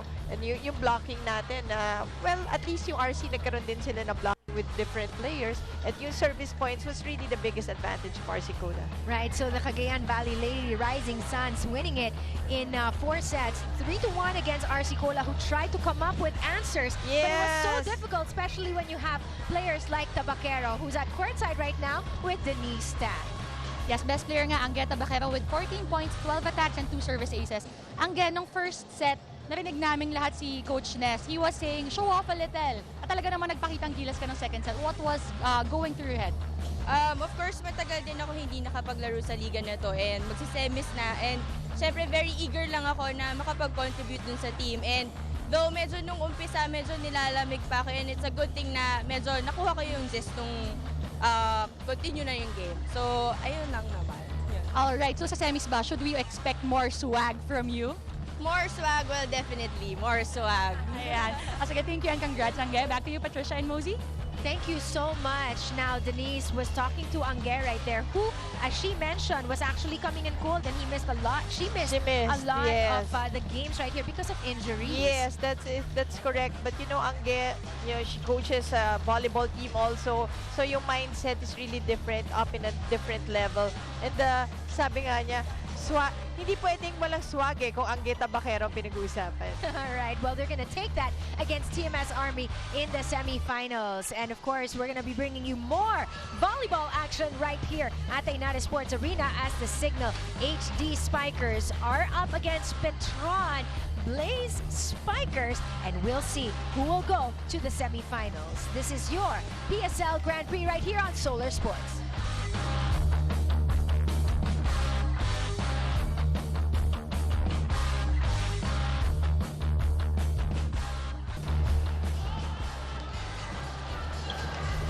We are here at the playoffs, and we have the Cignal HD Spikers going up against the Petron Blaze Boosters right here. At our quarterfinals, we've got 2 teams who are willing and ready to go all out for that slot in the semifinals to face first rank or top rank PLDT My DSL. I'm Patricia Hizon alongside with Mosey Ravenna, continuing the coverage for Solar Sports. So we have 2 teams right here. We have, of course, Cignal HD. They are the PSL Invitational runner-up. And then you have a Petron on the other side who just came from a 4-set win against, or 5-set win in their last game against RC Cola. But to me, expect a closer matchup between these 2 ball clubs. As you can see, they ended up at 4th and 5th position. So the winner of this one will go and fight it out with PLDT. So I think the matchups are really close. The players, they know each other. That's why it's going to be an exciting game. I know, and this is exactly the kind of level that fans expect right here at the Grand Prix when you have this kind of competition, was when everything is on the line. And of course, the winner, as we mentioned, will be moving on to the next stage, which will begin on December 7. But let's take a look at first how their game against each other ended up, with Cignal defeating Petron 3-1. Well, that game, of course, once again, kahit 3-1, 4 sets lang siya, it was a long one, and it can go either way because you see these players, they know each other, they have been playing with each other. Kaya dun sa both teams, ayun, may core eh. You have the core of Ateneo on the Petron side, and of course on the other side, you also have a few LaSalle players. Of course, our Chinese nationals on Cignal HD side just want to repeat that 4-set conquest of Petron, and look at those numbers right there. That is right. 19 big points for Zhang Zan Lee, and Zile also with 9 points. Pero expect Zia in this game. I'm pretty sure she will produce more in this game. On the other side, it's Mercado and the Tanaka with Mercado with 11, Tanaka with 9 points. Ito, blocks expected. Penetrante, of course, with 4 blocks, and Zhang with 2 blocks. Sa kabila, it's Lopez and Laborte. Well, Laborte only having 1, parang masyadong konti yan for a Mikmik Laborte. So also on that side naman, I expect her to do a lot more blocks in this game. So with those numbers, if you still haven't decided who has the upper hand, maybe these numbers will help right here. Cignal obviously is ranked higher in terms of spikes, blocks, and all the other, I guess, stats that we're looking at. But how important are those in this kind of game? Well, again, this is a knockout game. So once again, yung errors will play a big part. And also yung supporting cast, once again, will play a big role in this game. So anything can happen when you have this kind of setup right here at the PSL Grand Prix, and we're so excited as we take a look at some of the player stats as well. So these are some of the names to look out for dito sa Cignal. Well, yeah, Zanzan, 61 attacks already in this season with 7 blocks and 3 service points.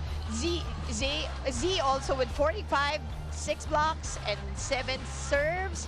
Alam mo yung Chinese tandem natin, ibang klase all around eh. Penetrante also with 17 attack points. On the other side, it's Tanaka with 45, Mercado with 34, and Laborte with 28 in their attacks. Pero once again, expect Laborte on the blocking, and yung we say supporting cast, we mean yung syempre, yung normally the imports get many sets, diba? A lot of sets. Yung locals will really have to do their jobs, but yung marami naman doon talaga really doing their job well. Well, Denise joins us now from courtside with these reports. You know, given the fact that this is a knockout game, expect a knockout performance from both teams. Coach Villet Ponce de Leon tells me that despite missing 5 players from her lineup, that's 2 attackers, a setter, and 2 defense specialists, they are still, the Petron Spikers will not run out of fuel and will never use that excuse in today's match. Over at the side of the Cignal HD squad, Coach Sammy Acarlar tells me that they might have had communication and familiarity issues in the past. Now they've talked about it, they've discussed their defense and offense struggles, and they can now act as one team with 1 goal, ready to get the win, 1 point at a time. Patricia and Mosey? 1 point at a time is how Cignal will try to put Petron away, with Petron having everything in mind and eyes on that prize to get to the semifinals. The playoffs between Cignal and Petron coming right up.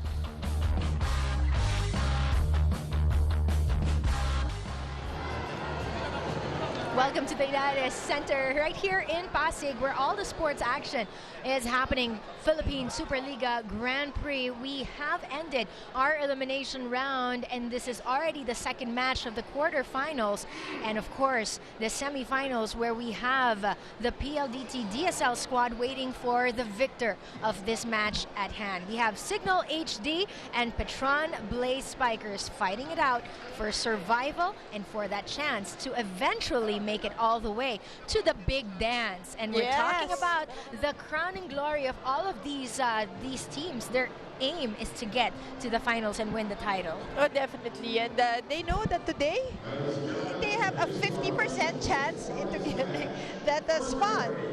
tama. Ito, palalunin nila to, and then one more win will, enable them to at least be assured of a silver as we introduce our referees and our officials for this very important game. We've gotten some insights later on, but let's take a listen at what Rosie has to say about this squad from Cignal HD. Well, once again, the biggest advantage of Cignal is their two Chinese imports who has been really blending in well with the rest of the girls. But once again, just like in our first game, we expect them to play a notch higher if they really want to secure a win in this battle against Petron. You saw the names of Michelle Deluin, and of course you have Chi Yes, Saet. Penetrante. Ito, parang Lasal, di ba? May triad inside. On the other side, you have yung Ateneo core. Yung some of the Fab Five. The Diba? Fab Five. Kaya naman parang mas dumami ang tao dito sa Inares Arena as we take a look at some of those members of the Fab Five joined by Shinako and Misao. Yep, Acevedo. Of course, si Acevedo older sa kanila ng konti. But Aten still Ateneo group with Mercado, of course. Siyempre, magagalit na green yan. But we noted on the last game that we covered with Petron playing, si Gretch and Mercado are playing very well together. And those are just some of the things, because sometimes no matter what kind of rivalry you had, when it comes to playing together in one team, you forget all about that and you just think about playing well together, and that's exactly what this squad needs to do. Both these squads need to do. And it's all about winning, diba? And of course, on your screens a while ago was Coach Villet Ponce de Leon. Yan naman, True Blue Tomasha naman. Halo-halo yun. All-star cast. And this is what the PSL Grand Prix brings to you. Some of the best, some of the heroes of the collegiate ranks back then are here now playing with and against some of the players that they actually... Exciting yung with, diba? Yeah. And yung against each other, you've been playing, let's say, 5 years together, and suddenly now you see your friend across the court, your teammate across the court. You see how Mercado and Gretchen and the rest of them actually tried to get that first point in. That urgency that they might have lacked in previous games could be there. Oh, and too much power on that save by Aguilar, and Acevedo letting it go. Of course, Acevedo. Ngayon ko na siya nakita nung naging libero in all her years of playing. Oh, but that goes long. Para kay Lei. Yes, sorry. the Japanese. Misao Tanyama. Yeah, that's Misao Tanyama. There's the setter of Petron. But Chi Saet answering tit for that. A long one for Chi. Remember a couple of games ago for Chi Saet, she had 9 service points in one game, which they say was a record of sorts. Lay here with the save. They have to bring it over. That's blocked by Laborte and company. Chi sets it. Rap Aguilar gets the spot. Going cross court.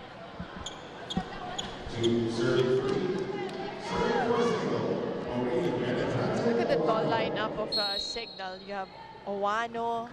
You have the two Chinese imports. And yeah. And that win. And even Rap is not small. And very powerful hitters right there, right at the center, in their face. You've got Cignal's import, Lee Shan-Shan. Look at Jan. Challenge the blockers on the other side. Hindi man niya iniwasan eh. She really challenged them.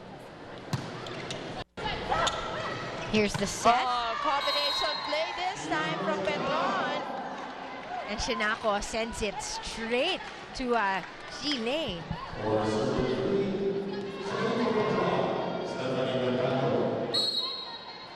And Petron is up 4-3 here in this first set.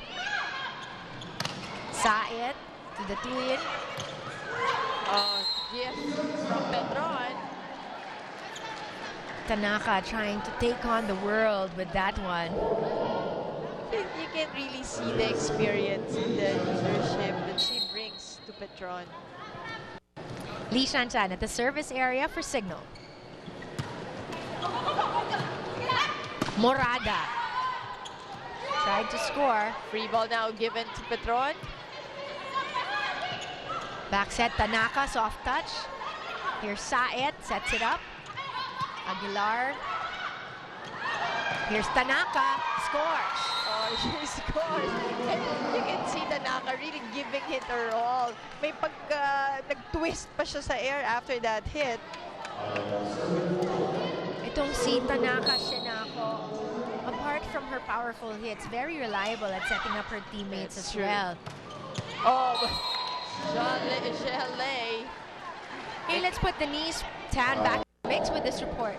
Guys, Villette Ponce de Leon wants her girls to blaze on off from the start of the first set. She says that if they have a diesel start, that's just going to give the HD Spikers a bigger chance to steal their spot in the semis. So Ponce de Leon was very particular in the service block strategy. She wants them to serve good and block better. She said that with HD stall attackers, defense will be their best offense. Patricia and Rosie?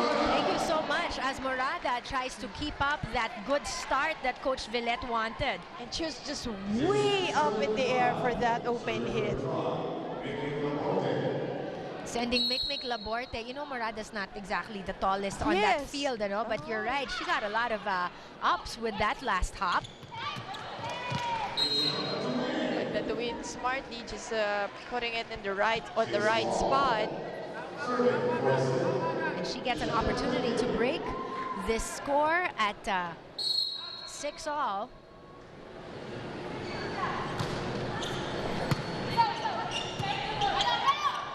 They'll go back to Morada, off-speed shot that time. Lei. Morada again! Oh, she likes that. It's close to the net. It's very high. And mahihirapan yung blockers on the other side to block something like that. And with so much time up in the air, she can still decide. You know, with a great vantage point, she still got to decide where she was Like going to put bird's eye that away. Vergalang, that just talks a lot about her athleticism as these girls in white continue on what Coach Villette wanted, which is a great start. Lots of energy right here from Petron, who's leading 8-6.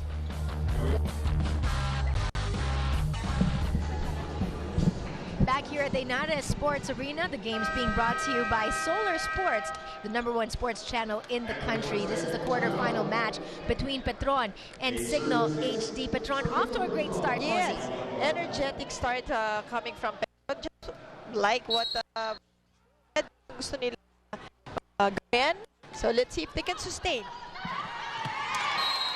Well, they do get that with this last instance, but of course, we also have to take a look at that pale setting up and pale offense nitong Cignal HD.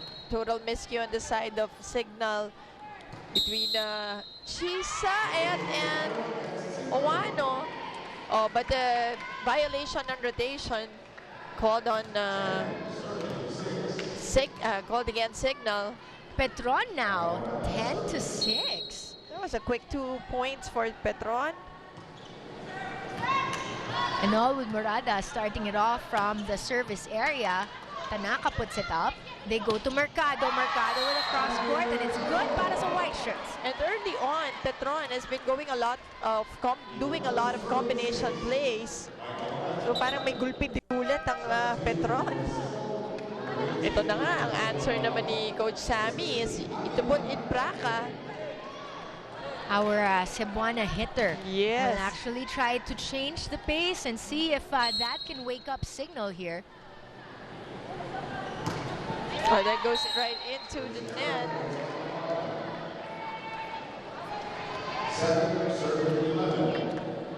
Morada kanina para sa Petron, tuloy-tuloy ang kanyang production, not only starting it off from the service area, but in previous plays before that, coming from the left flank. And let's see if they can continue now with Mercado coming from that spot. Here's Saet. Nice block right there. Totally closed out. Jan, much to the delight of our Petron blockers. That's right, and Gretchen Ho actually having a role in that also, getting their 12th point. Saet for their import, and Jan gets another point for the red shirts. Well, that was nicely done. Jan already in the middle, went for a cross-court angled hit.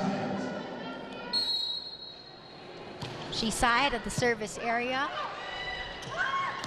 Mercado, easy over.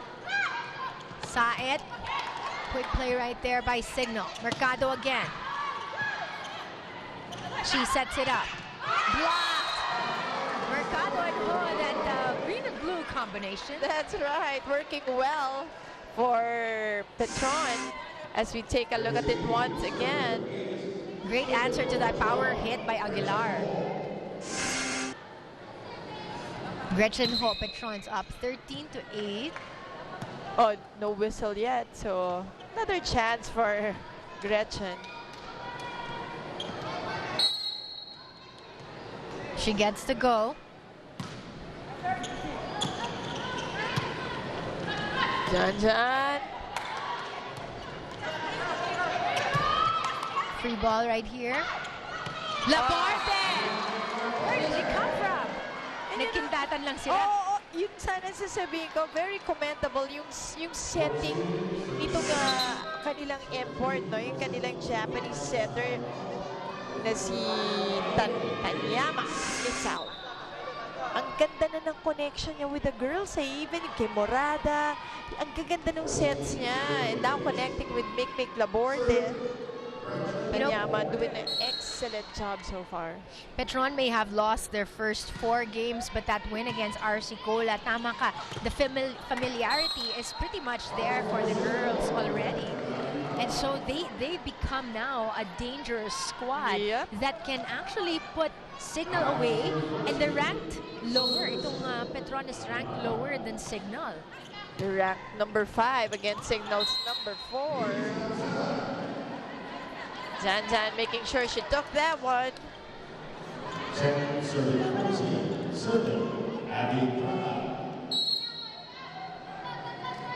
Braca at the service area. Oh, nice sharp serve.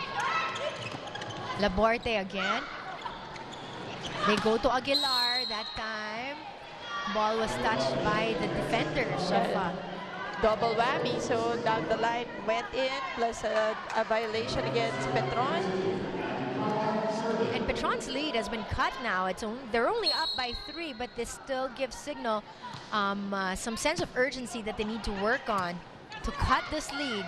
Here's Tanaka. Tanaka earlier was on the other side. And on the second try, again, failing. Attack error from her, so Braca still serves for Cignal. 2-point battle here in this opening set. Oh, but that's right into the net. So ito na yung sinasabi natin, closer, tighter matchup between these two teams. Kind of expect that. Cignal won against Petron, as we talked about it earlier, 3-1, and Petron would not have any of it. It doesn't matter.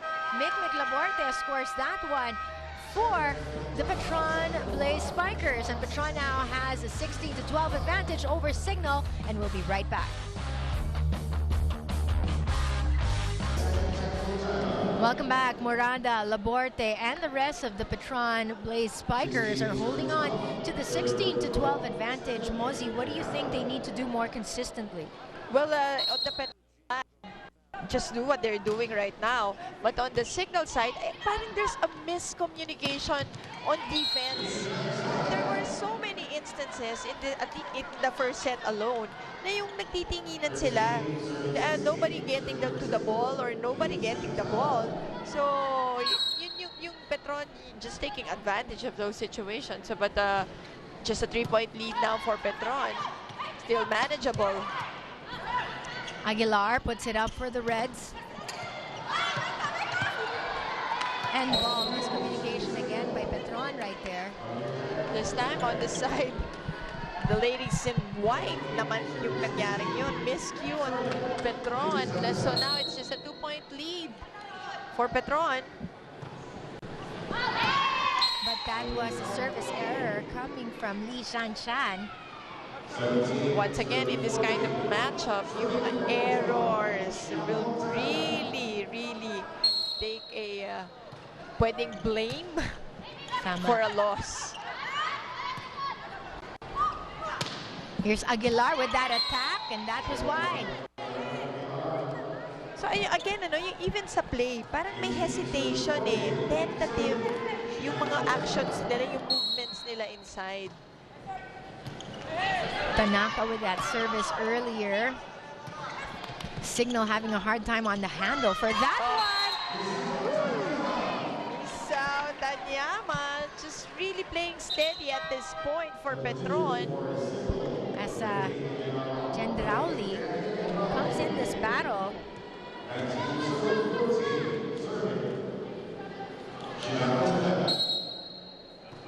To help Cignal get their senses back. They're not playing as their usual selves. Here's Laborte, quick dump right there. She loves that, and we love seeing her do that. It's like a Vince Hison hook shot. O yung reverse, pero wala namang bumabantay. We'll talk more about that as we have a quick huddle right here, which we'll listen to. Pag ang bola na sa kabila na, handa ka agad sa block. Pag ang bumover ang bola rito, dapat nahanda sa likod. Nakapaba pa, yun ang kulang eh. Hindi tayo preparado eh. Simple, dumidikit tayo, nilalayuan naman tayo. Kaya pag dumikit tayo, dapat dire-diretso na. Ha? Iwas lang sa error. So at least 6 pa lang yan. Habulin natin yan, ang 6 na yan. Bawasan ang errors, makakahabol ka with the 6-point deficit. And also, yun nga yung sabi ni Coach Chami, parang hindi prepared. Hindi, yung ginagalaw nila sa loob is not their usual movement, especially on defense. You know, they lost their first game, talking about Cignal, won the next 2 games, and that's against Petron and RC Cola. And then they lost their last 2 games against Cagayan and Army. So, parang siguro nga they need to really regroup and find their winning form. Here's an attack, but that's wide again. And Rowley Risking it, but went wide. And Coach Millet just giving some more instructions from the sidelines. And that was another great service from Tanaka. That's right, it went right into the antenna, kaya nag-whistle kagad yung mga referees natin. So, it's considered out already. So, point goes to Petron.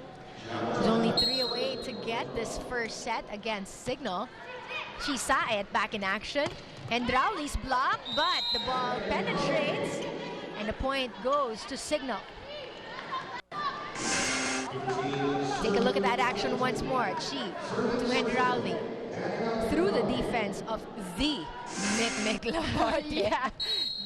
We say that because nasa blocking position si Mick in her best spot. Here's Morada. That's been her best spot too. She goes at it again. Off speed though, didn't work. That was overset. So Tanyama apologizing to Morada, although Morada trying to go for a cut shot. Still, Petron still has things in their control. Yeah. 22-16. And Rowley with the service. Oh, everyone was just looking around, looking for the 3rd hit when there is no 2nd yet. Preparing for the approach for an attack, pero no go as well. Cignal scores another one. So Cignal slowly getting the points. Konti lang naman kanina yung sa ise. Nababawas-bawasan. Oh, But they bring it back up to 6 points para dito sa Petron. correct. Again, those mistakes will haunt you should you lose this game, diba? So ngayon pa lang you have to limit it. And Rowley here sets it up. They go wide, answered by Laborte. Morada, off speed, and that is enough for them to get to their 24th point in this opening set. Or the timeout being called by Coach Sammy Akailar. I'd like to know what he's got to say. Defense! This is libero here. 11. Puta. Black, here, you here. Libero here, you move. Get the ball. No. No. Here. Okay?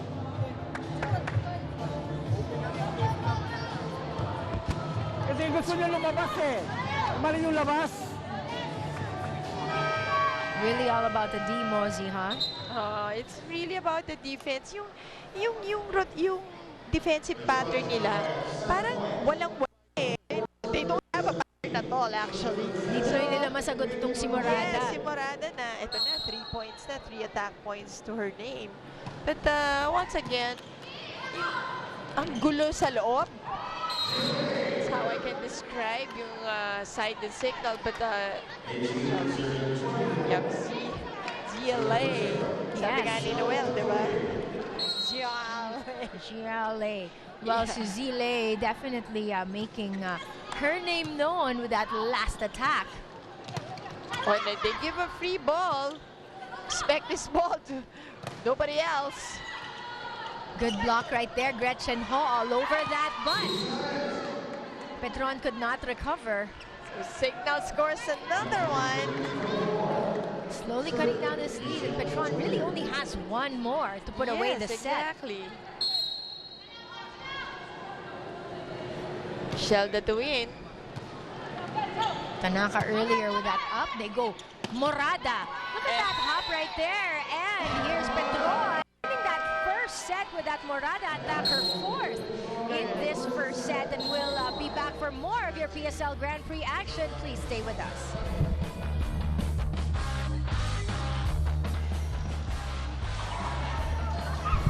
25-19 was the first set result, with Petron being on top of that. But take a look at these numbers where Cignal actually was the one on the advantage in terms of attacks. Well, you know, we kind of expected that this is really going to be a close one between these two teams. As you can see the numbers, bumawi pa nga dun sa blocks yung Petron. So almost na even out lang. So the little things will really matter. Errors, and yung mga defense, which really was the problem of Cignal sa buong first set.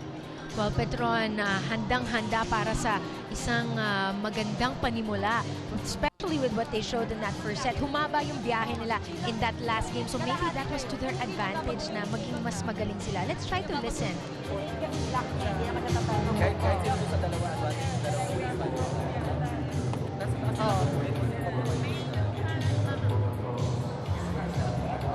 Well, Coach Villette is definitely pressing the right buttons. The right buttons para dito sa Petron. And of course, we caught her last saying, bilisan nyo. Is that what I heard her say? Well, yun na nga kasi nga nakikita niya that the defense of Cignal is not there. So they're scrambling for every defense na binibigay ng offense nitong Petron. So yun yung trick doon. So ang gagawin mo, make your offense faster, quick, combination plays, para lalong mahirapan sa defense and Cignal. That's what you want to do.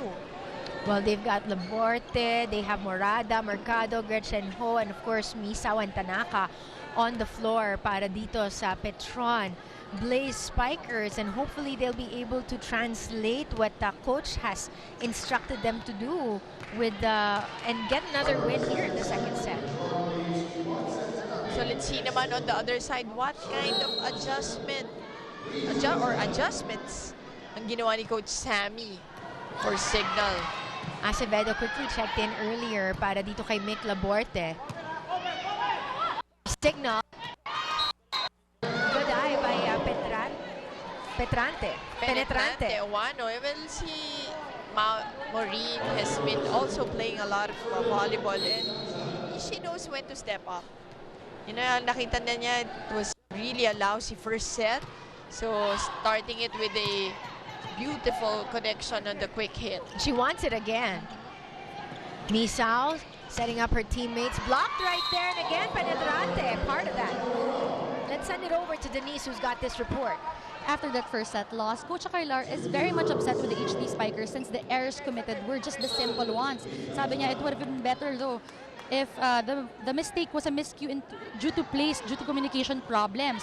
And speaking of plays, Aquilar also instructed his setter to not just give the ball to the foreign players and that she should start distributing the ball more. Saying nag-scout din ang kalaban niyo panigurado. He said that in order to control the game better, the HD Spikers must learn to confuse the opponent. Patricia and Mosey? Well, definitely itong si Penetrante looking really active in the last couple of plays. But here's another error para sa Cignal. Well, tama ka doon. Yun nga yung according to Denise, gustong i-divert nitong si Coach Sammy from the guest players yung kanyang offense. So, which yun nga yung ginawa ni Chi, di ba? Panay kay Penetrante, uwano niya binigay dun sa start itong set. And, well, so far successful naman for Chi and Uwano. Oh, but the violation called against Ziale. So, point goes to Petron. Petron sa Tanyama at the service area. Janela puts it up. Here's Shi. They go back to their import for that cross-court attack. She sets it up. Penetrante right there. Penetrating. Yes! PP. So, you know, again, tama yung discard ni Coach Sammy, yung adjustment na ginagawa niya because the defense of Petron is really focused on the two guest players. At least in the first set. Ngayon, naguluhan na sila because she has been really giving it to Corinne. Well, apart from her offense, Penetrante also really putting in the numbers para sa Petron with her defensive presence. She saw it again earlier. Here's, Lei, killing it. Making sure she took that away. No mercy. And that's how you get to the semifinals. But of course, they have to overcome that first set win of Petron. Misao. Oh, off speed, yes. Mercado that point. Simple volleyball. And it just really looked like she was gonna go for it. Yes, that is exactly the point. Yung parang same motion so that the defense, di ba, you'll fool the defense a bit. Penetrante again earlier. Here is the quick over nila Borte that coach was looking for. That's right, and they're now trying to target that open space in the middle of Cignal's defense. You can see it right now. It's just that big open space. Let's see if Gretchen will send it over to that side. We're tied at 5. And Rowley was blocked earlier and Cignal couldn't recover. Mercado again as Braca checks in for Penetrante. 675. Serving. Gretchen how to serve.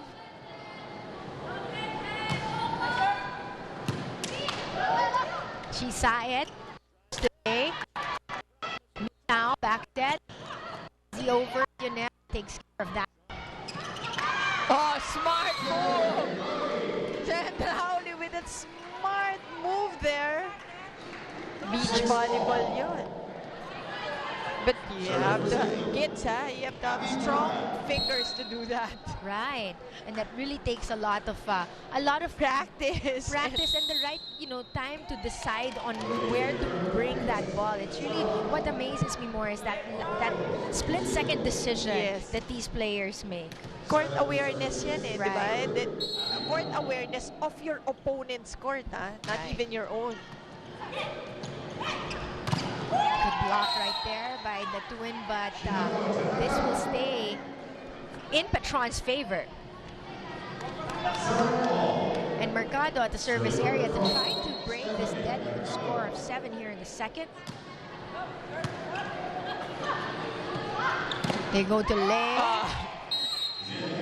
Making sure that bounces off the hand. A hand or the hands of the Petron blocker. Someone, anyone, Oh, take it. I'll score off it. Kita niyo, gigil pa eh. And with a score of 8-7, Cignal now signals our technical timeout for the second set. Be right back.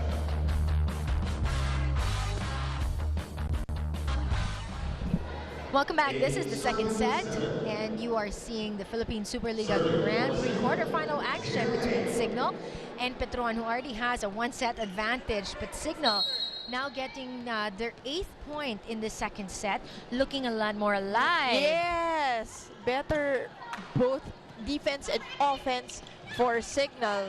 Just like that one. Michelle Datuin tracking that with Endowley. And she scores that one for Cignal. So they started with the quick sets, diba? And quick plays coming from Penetrante Uwano. And then that sparked everything for Cignal. Oh, but it's right into the net. By Lay. And this, again, breathes more hope for Petron, who has only won one game in the elimination round. But a win here can send them to the semifinals. Chan set up again. She saw it. And Rowley, it's just enough. Yes, there was support actually. Acevedo there behind Morada, but Morada reflex action on that last play. Cignal now has this 2-point advantage. I like the way Hendrali's playing today. Yes. Actually, even in the games that I covered, ano siya, ano ba, you're a steady player. It's not flashy, but will get the job done. She tried her up on the second shot, but it was just a strong hit anyway by Morada, so credit goes to her for getting Petron's 9th point. They're still down by 1, and this is now Mick Laborte with her service.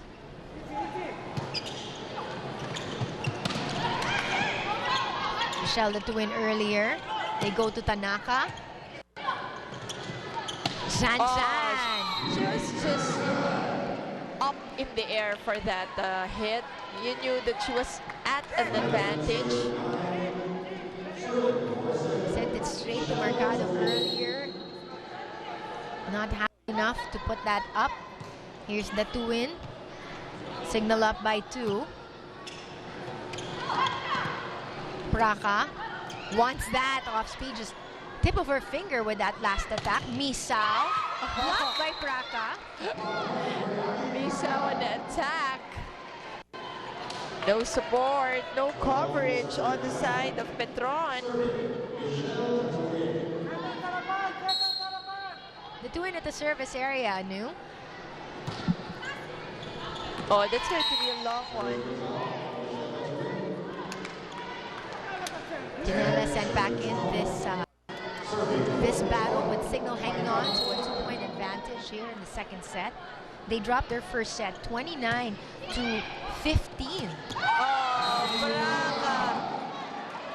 20. Late for the block, or the blockers of Petron, as you'll see it once again. Ayun eh, nauna na si Braga with that very quick hit.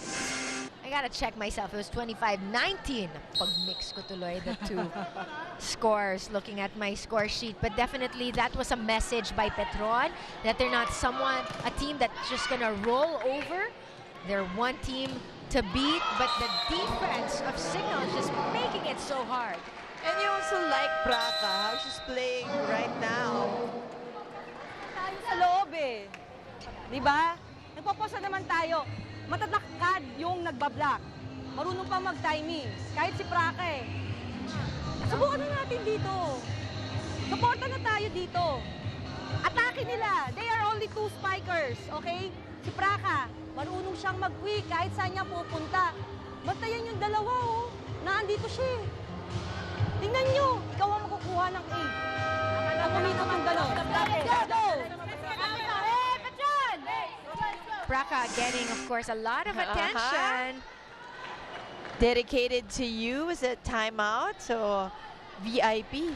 With si plays Praka. like that, di ba? With plays like that, Yes, why not? Because, again, playing steady and both in defense and offense. Kaya yung threat niya is just there. Coach Millet needing a timeout to remind the girls. Misao. They go to Mercado, sends that long. And again, this is what Praka brings. Kasi before that, she was able to block. And now, nag-adjust si Mercado. Took a little bit high, and the ball higher. But not enough spin, so it goes long. Sansan with the service. Here's Misao. Back to Mercado. That time, successful. Right, going down the line.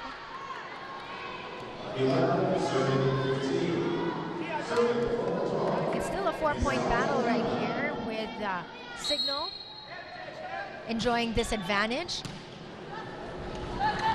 Here in the second set, Lei. We were talking about how Cignal definitely looks more alive right here, and Lei also is one of the reasons why they have been more productive. But hinabol pa ni Sansan yung bola. Yes, this time it's Mercado with that beach volleyball antic. Yung pushing it right to the edge, right to the end of the court. And she got that point. And plays like that is what Coach Villette wants more of. Here's she setting it up for Lei. Lei, too far back. Angry and long. You can see from her face that she really wants this game. All business for Lei.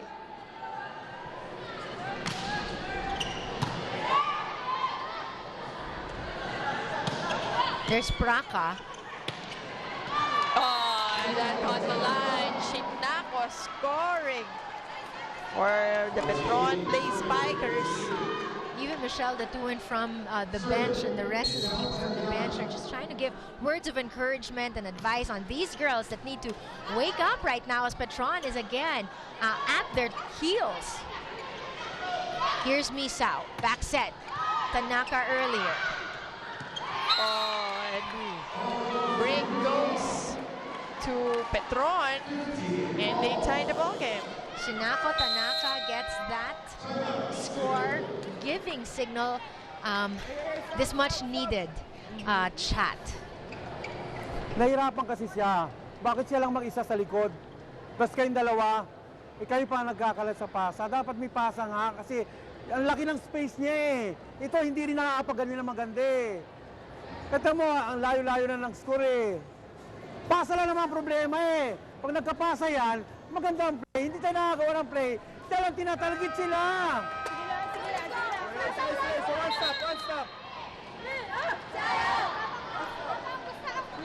Praka talking about her again, 2 attacks, 2 blocks, but more than what Yes, more than that.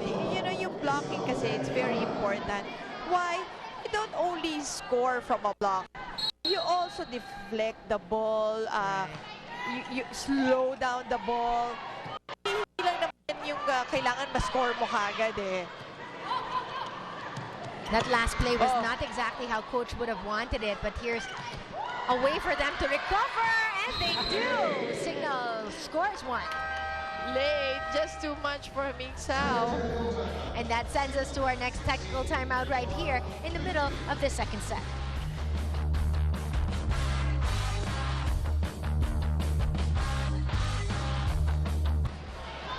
Can Cignal continue to get a handle on the second set?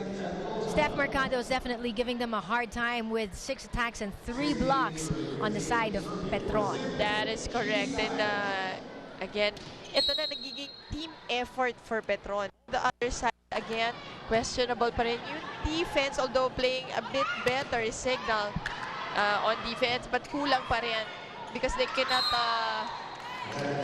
run their plays inside because of poor first balls. Well, these are some of the things that Coach Sammy wants Cignal to continue to capitalize on, the mistakes that the other side is doing, but basically they just got to win on, I guess, their own productivity and not with errors like that, giving points away. That's true. And they sort of, you already have the momentum, and then you give it back. Tapos okay, mini momentum ka na naman. And then, you commit an error. So, hindi mo makapture yung momentum entirely. Service is wide para dito kay Gretchen Ho. Mick Laborte earlier checked in this ball game. Acevedo checking back in for Gretchen Ho as we have now Braca, who's been the subject of a couple of timeouts right here. Against the ball. Well, you know, sometimes it's skill, sometimes it's just luck. The ball just falls on the other side. To your favor. Here's Braca. Again. But that's one yun na talaga siya na yun. Legit. Ace for Braca. 2016 para dito sa Cignal, and still Coach Sammy wanting to squeeze out the best of his players, not to let any mistakes like this one happen. Jonel checking in for Braca. Still a 3-point lead for Cignal. 3-point lead that they can cultivate. Yes. Oh, Mitch Latuin gets it through. Free ball. Janela to Saet. Latuin again! That free ball was used really well. Latuin with a quick hit. Petron calling for a timeout as earlier Mitch Latuin made them pay with that free ball you called out on. Let's listen to this. Okay. Ganito, okay? Kailangan tayo mag-receive, di ba? Kailangan yung atake natin. Patay. Kailangan makaano tayo, maka-side out tayo kagad. Okay? Mahirap kasi balik natin doon, tapos ang lakas ng balik ng bola sa atin eh. Di ba? Sana kumayos yung block eh. Medyo mapalya. So, anuhin muna natin ngayon. Let's go! Let's go! Hey, Petron! Yes! Ayaw mo namang pumalya naman talaga against a team like Cignal. And let's see percentage-wise, kinino ba ibibigay ng setter? Diba? Ang bola sa Latuin, as you can see her numbers, 3 attack points and a block for Mitch Latuin. Tignan natin kung kinino ba feeling ni Tanyama would be the biggest percentage for that kill. Mick Laborte gets it through the D. And the winner is Mick Laborte. And hindi naman pinisappoint ni Mick Laborte si Tanyama. Agad-agad. Sinuklian na naman. Binigyan na naman itong si Mick Laborte. Another point right here for Petron, inching closer to the Cignal 21-19 advantage. Tanaka from the service area. She saw it again. Mitch Latuin almost eked the score through. San will get this back. Good coverage right there. Oh, but Morada throwing that away. It goes wide. Hindi siya ganyan kanina. Yes. Precision was her game. Height and strength. She had all that. Not in that last play.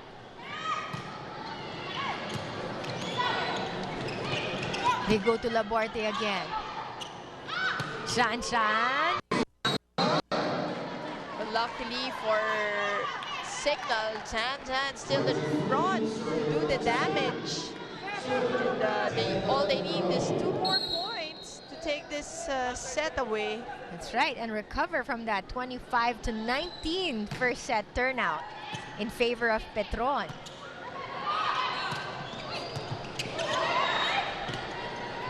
From the back.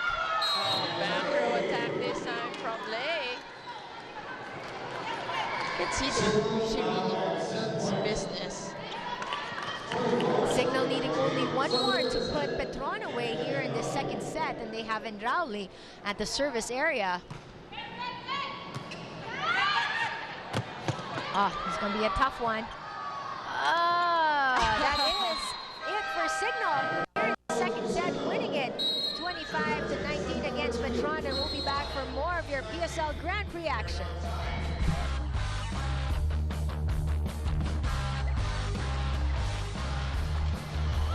Back with us here to review what happened in the second set. Well, it was really the blocking of Cignal that got them that second set. As you can see, attack points almost equal lang. Cignal having one more.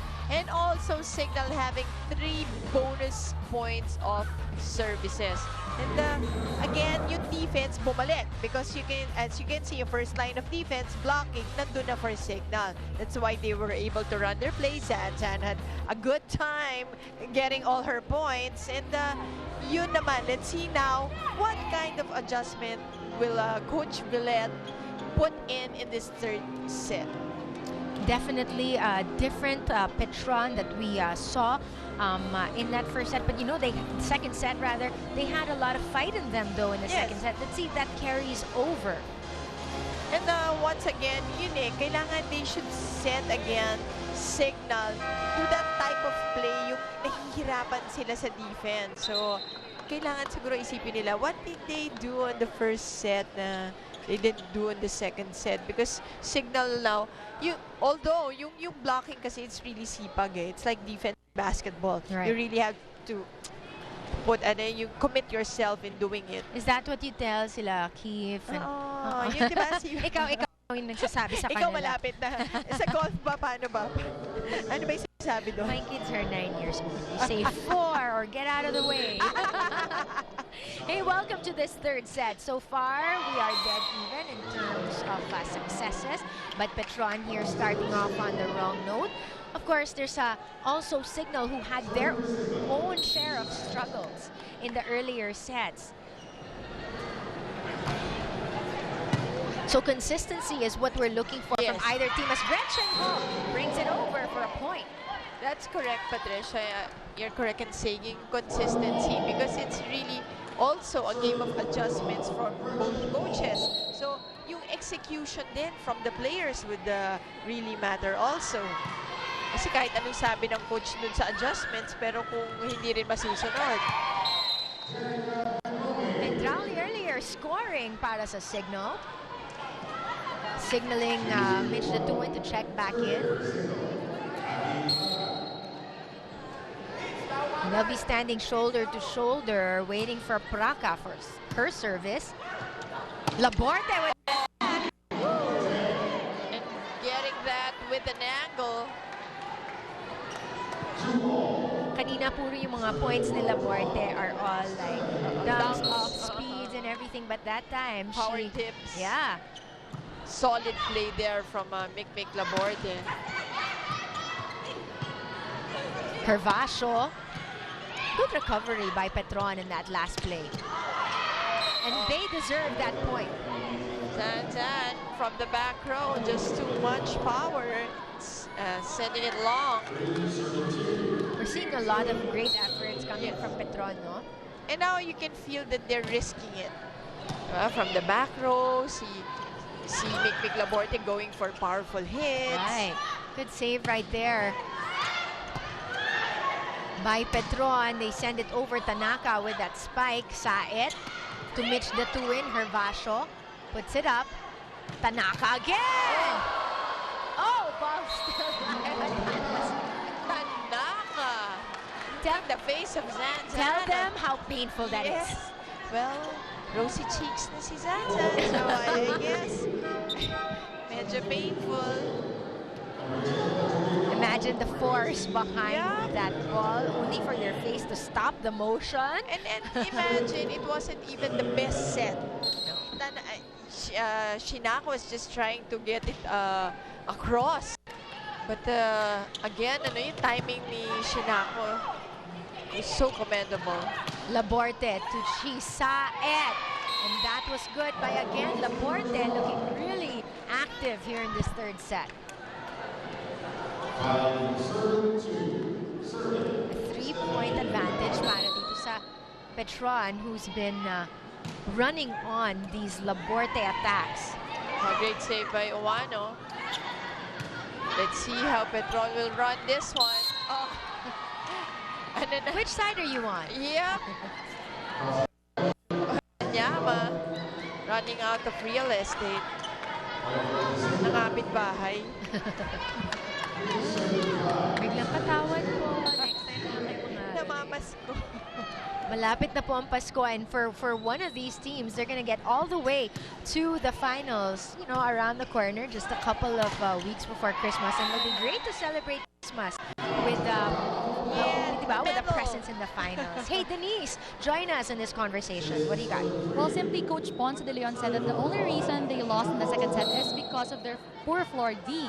Yes, it's very obvious that Cignal has a taller line and that they can easily go over the Petron blocks, but that's exactly why they have to double their efforts in getting every dig. Ponce de Leon points out again and again that a good floor defense is the first step to a perfect offense. Patricia and Mosey? Thanks a lot. Let's see if they can follow coach's instructions. Yun yung na-mention nga natin kanina, poor first ball coming from Petron. That's why they were not also able to run their plays in that second set. Parang hirap. Herbacio thinking that they can get the point off of that last attack that she had, but Cignal, down by 2, was able to recover.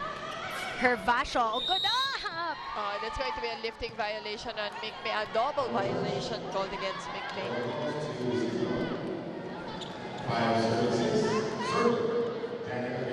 And again, magkalapitan na naman ang ating puntos.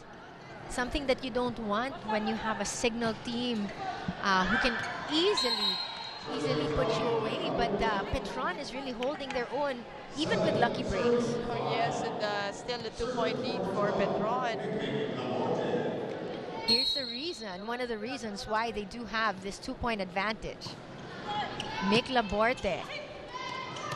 Penetrante, going through the defense of Herbacio and Gretchen Ho. Poor coverage on the side of Petron Blazers. Walang tao after the block. So the spiker should adjust to that coverage. Here's Penetrante, Oano. Gretchen Ho asking for that one. Saed. Very nice setup. And that goes wide for Zhan Zhan. And that's our technical timeout. Petron with his 2-point advantage. Please stay with us.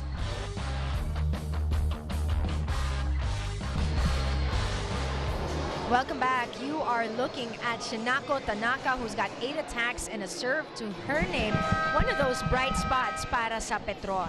That's right. And Tanaka once again leading by example on the side of the Petron Blaze Spikers. Tanyamo with 2 attacks and a block. Well, those are bonus points. Remember, right. She's the setter of the team. And she's getting Petron back in the thick of things here in this third set. Ziervash on the line. Braca again. Braca scoring for Coach Sammy. And then, what do you like about Coach Sammy? You in and out niya ng players. It's because of his adjustments during the game. He will address it right away. Right. Oh, Gretchen Ho right there. Here's the up and Herbacio. Couldn't do anything to control that. Coach Sammy shouting wanted the violation against the setter Tanyama a while ago, but no go. As you can see, Zhan Zhan 7 attack points so far. Here's the set. They go to Mercado. Ball still live. Sae sends it over the other side. Here's the set. Tanaka. Going cross court too much. Once again, it's a close fight. There's CLA with 8 attack points. I see more and more people coming in. Of course, After they're excited. office hours na. Oo, so dami nang pupunta. And just in time for them to see Chi Saed scoring 1 para dito sa Cignal.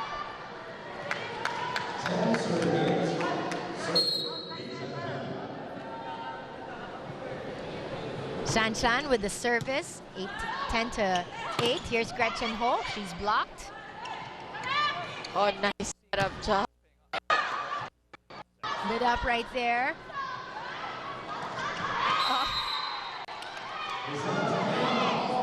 Look at Tanyama using the blockers Cignal to the point. Dinaplisan lang.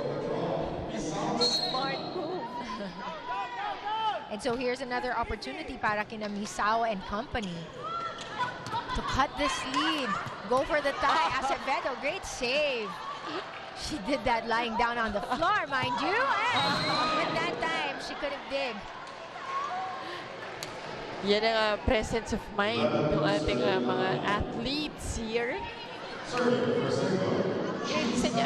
Amazing talaga when you watch them live. You come here and you see the girls live. Yung mga friends ko na yung mga for the first time will watch a live game. Talaga after that, sobrang amazed sila. Amazed kung paano yung, how tall they are for one, how pretty they are. And most of all, how athletic they are also.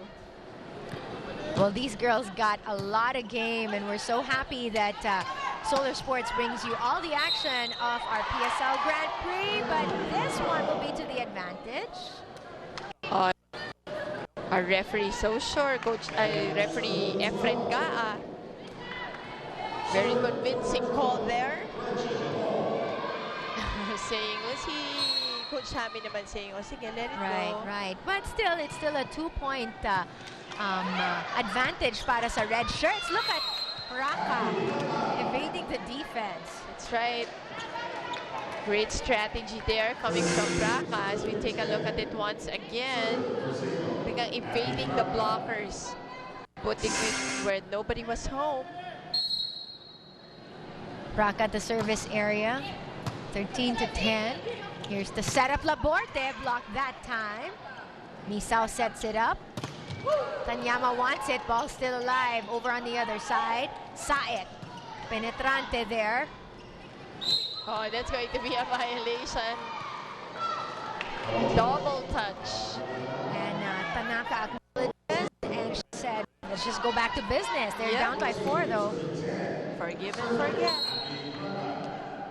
Right, in any other sport, the more you complain about certain calls you may not agree with, the more distracted you are. You know, just get back in there. And especially in a game like volleyball where you have a rally point system, pwede you dwell on those things. Because even the errors count, diba? Yung mabilis ang scoring. Here's Saet setting things up for Hendrali. Hendrali using the blockers of Petron to get that point. And she took a look at the scoreboard right there, seeing that they have a 4-point advantage. But again, we're tied 1 set apiece.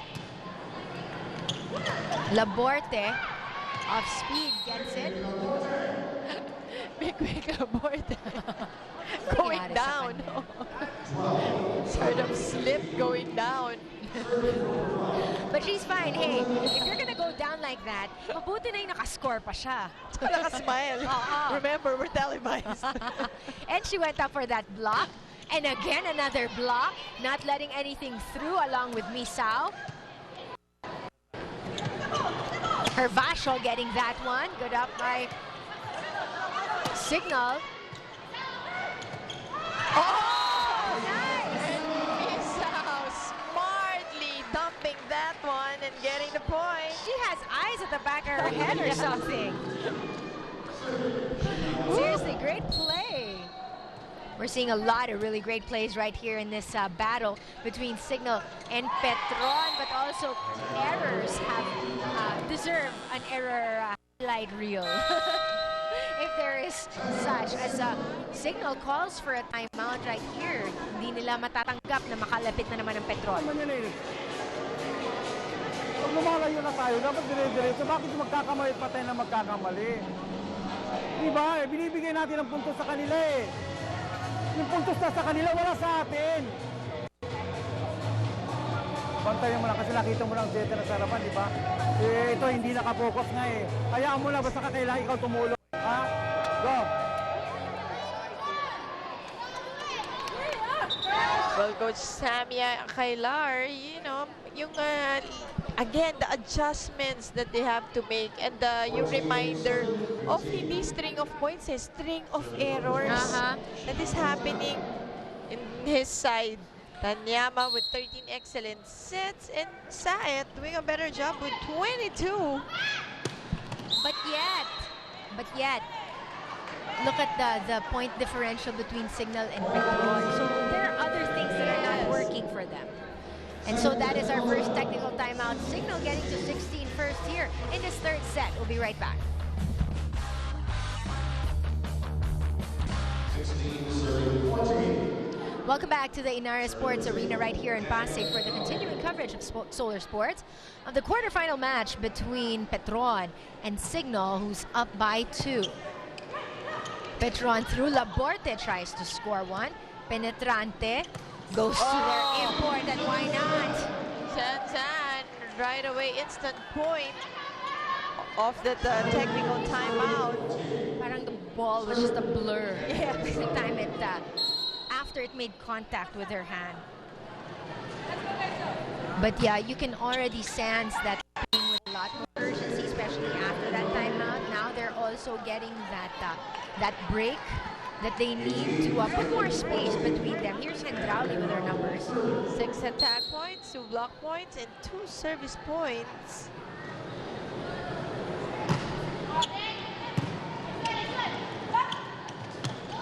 Hervasio.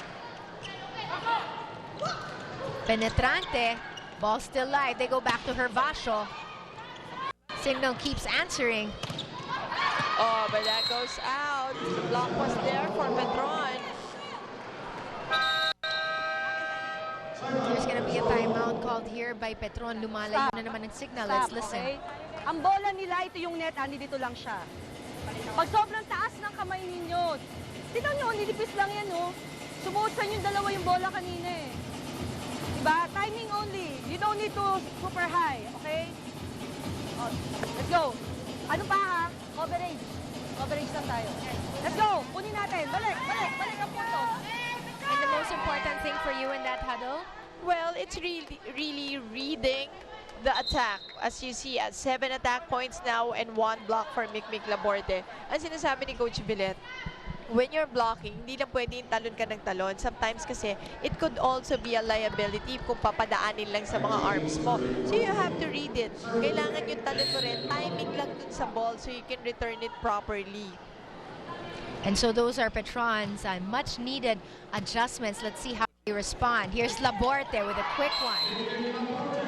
This is the time to string up some points if you were on the side of Petron.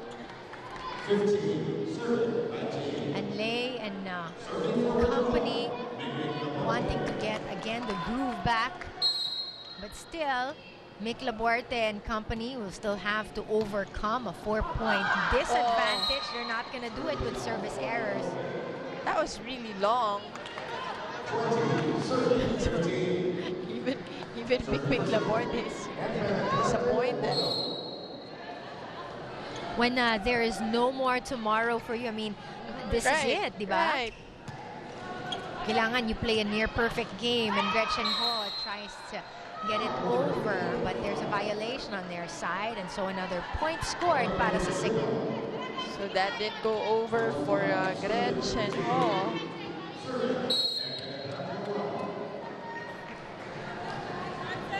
Penetrante. Here's the setup for Hervasio. Wow. Ball still live. Gretchen Ho quick. And Braca was also quick to answer back. That's right, Braca with the power tip gets the point. Help, ha? Help sa ano. Hampasin mo. Huwag kang mahiya. Ha? Nahihiya ka. Ang bola ni M, hindi mo mahirap disibin, eh. Yan lang, oh. Na-target nga yata siya, eh. Diba? Supportahan lang natin. Basta umangat yung bola niya, pag pumunta dun banda, recover. Ha? Recover lang. Let's go! One stop! One good receive, one good set!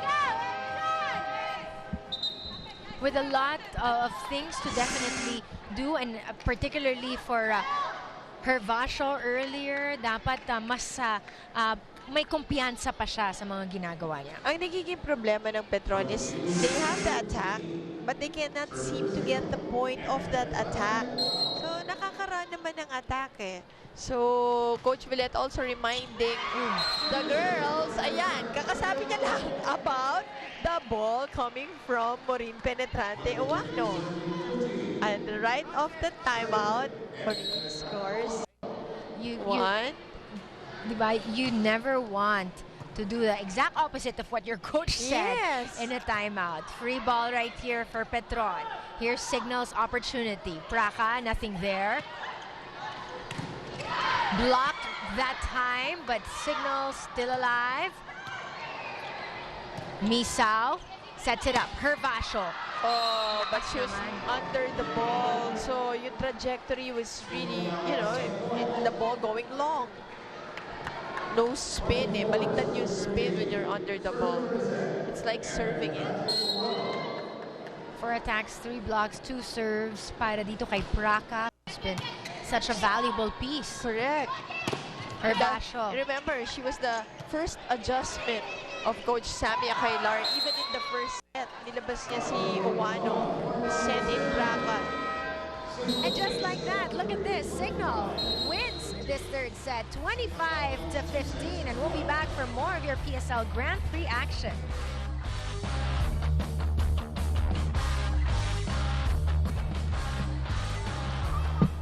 Welcome to the 4th set, but before that, let's break down what happened prior to this. Well, look at the attack points. Even Steven for attacks between Petron and Cignal.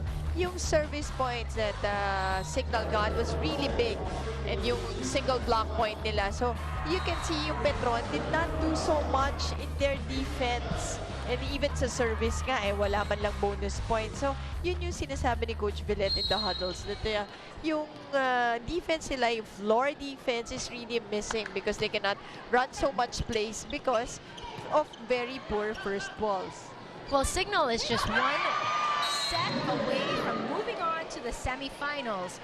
And with Zanzan and company, they know that they can take on the golden opportunity to find the weak links nitong Petron. That's right. And the first point pa lang, again, yung floor defense ng Petron ang nagkamali. At yung kanilang linebackers. But Petron right here, Misao finally. Also for Petron, they won in the first set. And they finally got to win their first game and their last assignment. And hopefully that was the start of big things.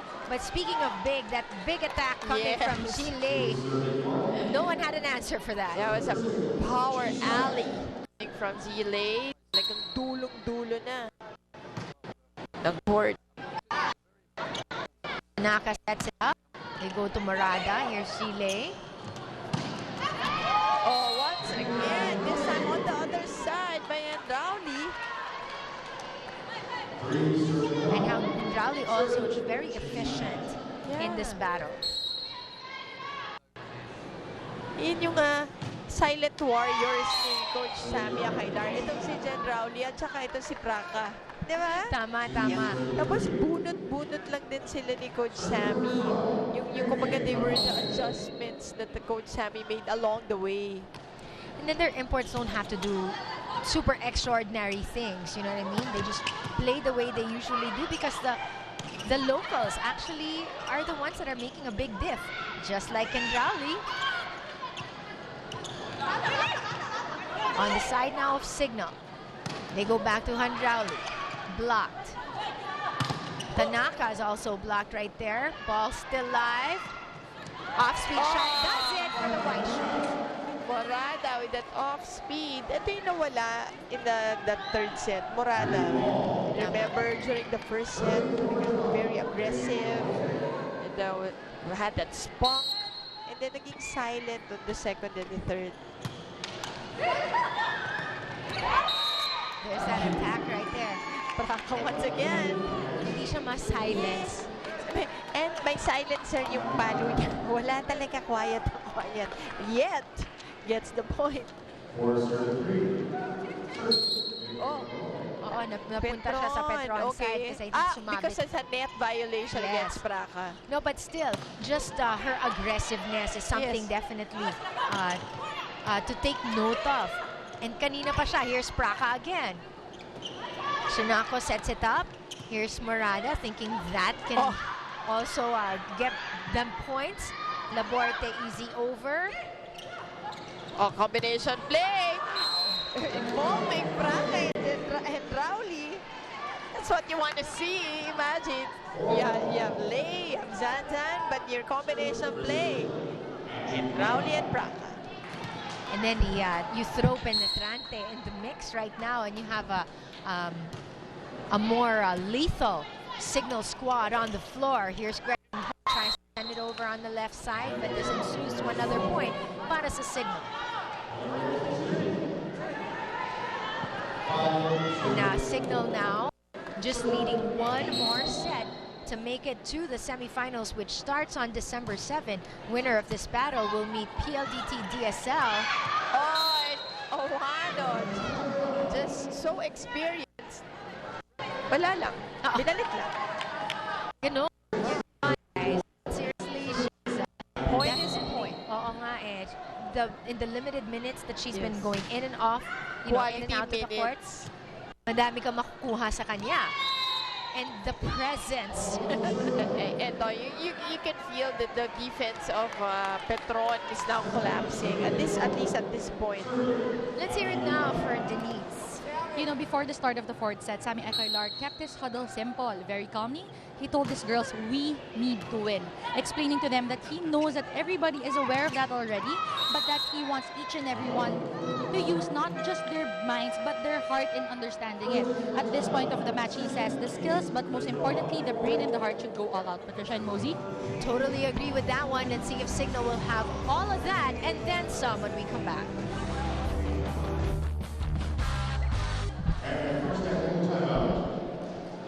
Welcome back. You are looking at a Cignal squad being anchored by Penetrante, enjoying this 4-point advantage here in this fourth set. If they keep this up, this is it, and they go to the semifinals. Tanaka killing it. And she sends it down the line for that one, getting applause from her teammates. They need more of those little small moral victories. They can only do that if they have their floor defense. Errors also from the other side, it helps. Penetrante quick to admit to her faults, but again, more production from this girl especially is needed.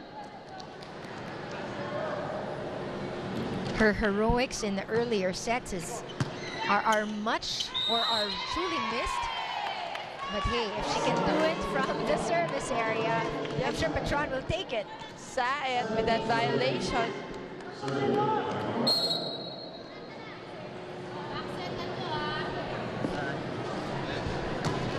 Just a one-point battle between these two squads. Mosey called it. Sabi niya, it's gonna be a close fight. Yes. And it's been. Yeah, but this time it's Petron with that block. And we're tied at 8 because of that block scoring nitong Petron. Blaze Spikers.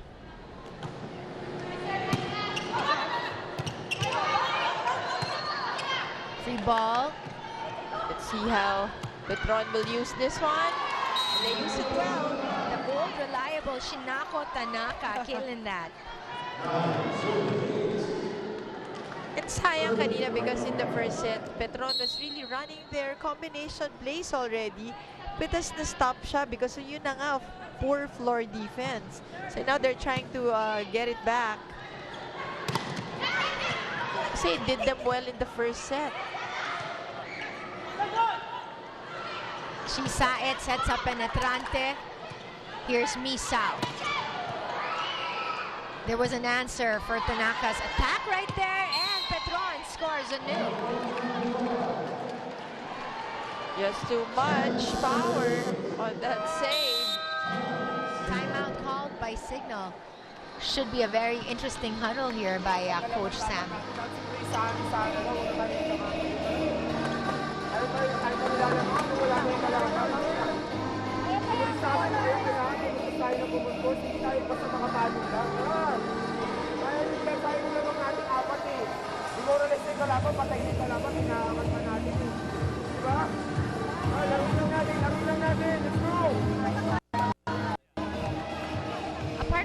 said in that huddle, Coach Sammy sat there, not saying anything. What signal does that give you? I was going to say now, well, as we see muna, Hendrauli's numbers, 13 attacks, 2 blocks, and 2 serves. But in this game, yes, right on Pretty cue. consistent. 9 attack points so far, and 2 blocks and 3 serves. So going back to Coach Yes. Sammy not taking care of the Sometimes huddle.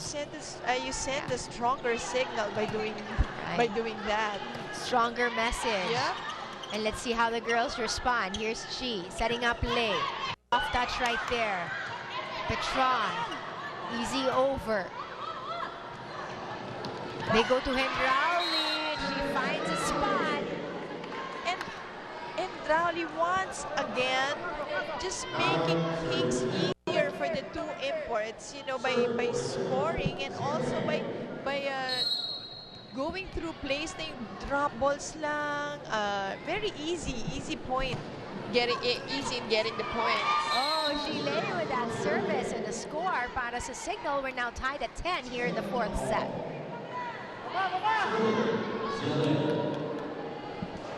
Oh, mas maganda na si Coach diba? sent that strong message by not saying anything. Stronger signal to the signal gals. Di bali na the ball was long on that one, but it's more of how Cignal is now reacting to Petron's recent surge. Oh, ball still live. Oh, and San. Kinapos. Oh. Good block right there by Hendrauli. You saw her numbers earlier. Mercado again. They go back to Hendrauli. Hendrauli once again. Somebody stop her. I know.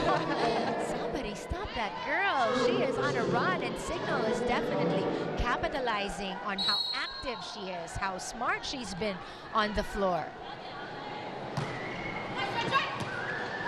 And look at this. I want to say, no go, says our referees. Touch. And si Hendrauli, I think yung numbers niya today is baka ma-beat niya pa yung numbers niya for the entire season. That's right. She's definitely playing a tremendous game.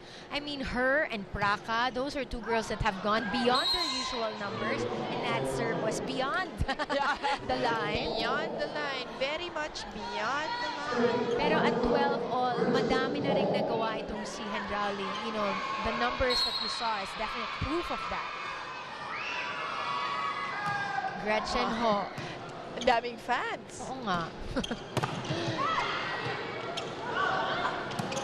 Look at that, penetrante. Ball still live. They gotta send it over. Oh, great save. Penetrante! Going to a quick hit right away and getting the point quickly. So you have a Praka with Hendrauli on the floor, the 2 that are going beyond their usual numbers. Yes, and that's what we are talking about. Yung going a bit higher. Hindi nga dapat highest na siguro kasi knockout game eh. So bahala na yung next step, diba? But today, you just have to bring it all out. Hendrauli is doing just that. She's been tremendous today. And another point. But Talaborte asking for a check. Tinitingnan lang siya ni Sansan. What are you talking about? Sabi ni Mikmik, confess! Tell him the truth. But here's the truth. Cignal up by 2 points right here. They just need to win this set to make it to the semifinals against PLDT, DSL, and Praka. We called it. She's been tremendous. Look at that swipe from Praka. Once again, easy point. Diba? Easy point. Si Hendrauli, almost the same. Tinitingnan lang yung mga empty spots. 3-point advantage now for the red shirts. Tanaka and Misak to Mick Laborte. Mick Laborte. Quick hit. I think the shoulders of Lay. Kanina si Sanjan. Oo nga eh. Ginagawa niya target practice. Shinako yung nakatama kay Sanjan. Shan-Chan. They go to Misao and Tanaka. Again, Laborte is gonna go for this, but it's long this time. And that technical timeout now with Cignal getting their 16th point of this battle. Do stay with us.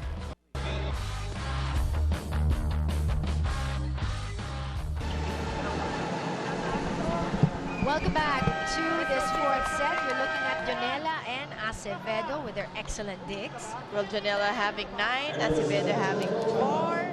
And, well, again, yung pareho naman sila, no? Ano ba tawag dito? In this game, nagkakaroon ng moments na ang nagiging problem is the floor defense. Right. Depending on the sets. Pero both of them, they had problems, especially at yung floor defense nila. So let's see who's going to be able to recover from and continue on to the semifinals. Here's Misa getting it up on the side. There's that power that we were looking for from Marada, and she delivers. Yep, and eto na, almost home stretch na. So really yung Petron, if they wanna get back into this game, they have to get their groove all together and get their plays going. But they says no way. As of course, if Cignal wins this one, it's Cignal going up against ELDT.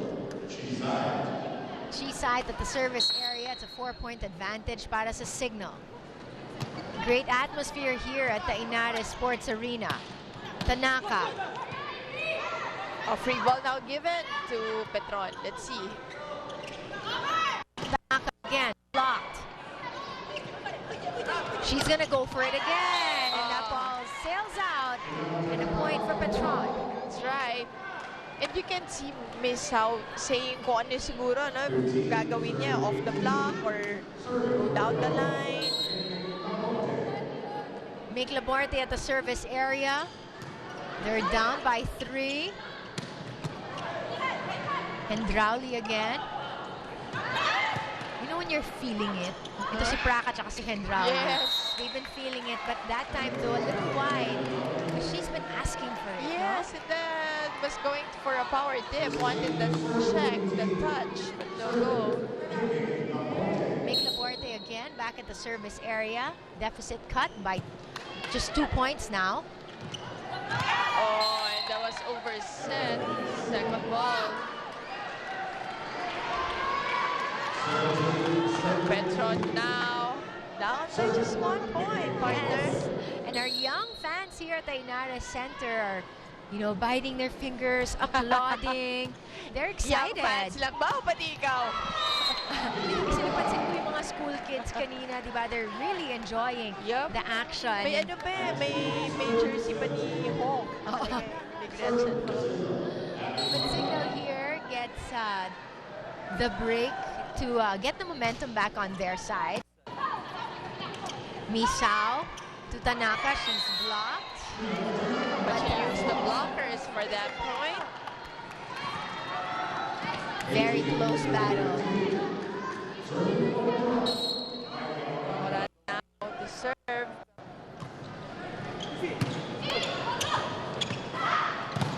Good block right there.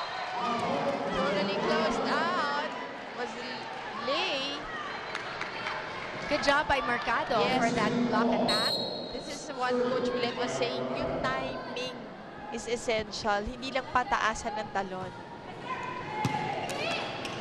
Ganda naman ang set na to. Oh! Ganon, kaganda rin ang response itong sa penetrante. Correct. Hindi naman pinahiya yung magandang set ni Chisa and that quick hit. And this is where Petron should be careful. You have 2 tall players on the side of Cignal. So, kailangan they have to get their way around these 2 tall ones, but they have to start with a good first ball. Well, that service, ang bigat para dun sa Petron from Chile.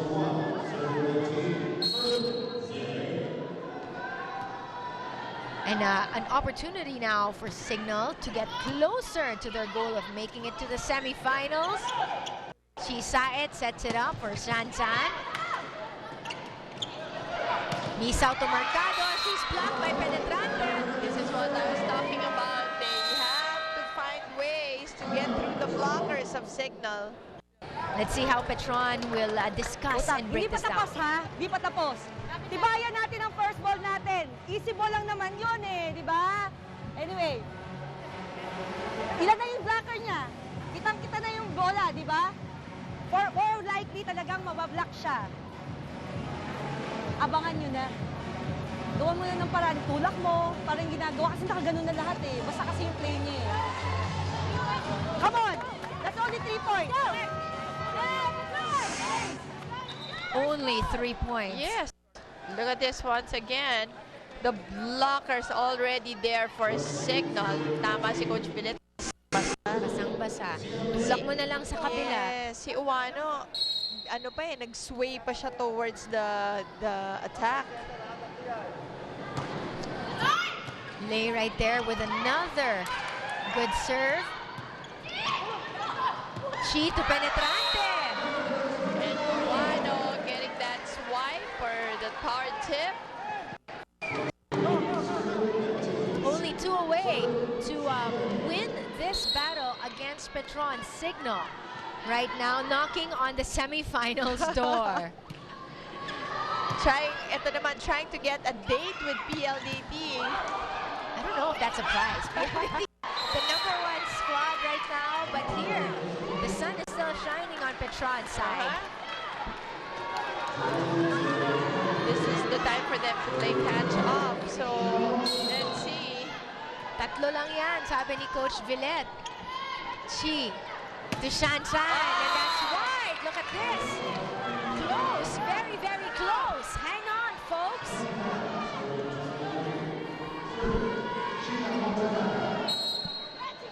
And when Tanaka is serving, good things happen para dito sa Petron. Let's see if that's still true. Here's Misao. They set it up. Mercado. Oh, and it's a net violation. Expect Coach Sammy to call the timeout. But anytime soon, pero wala pa.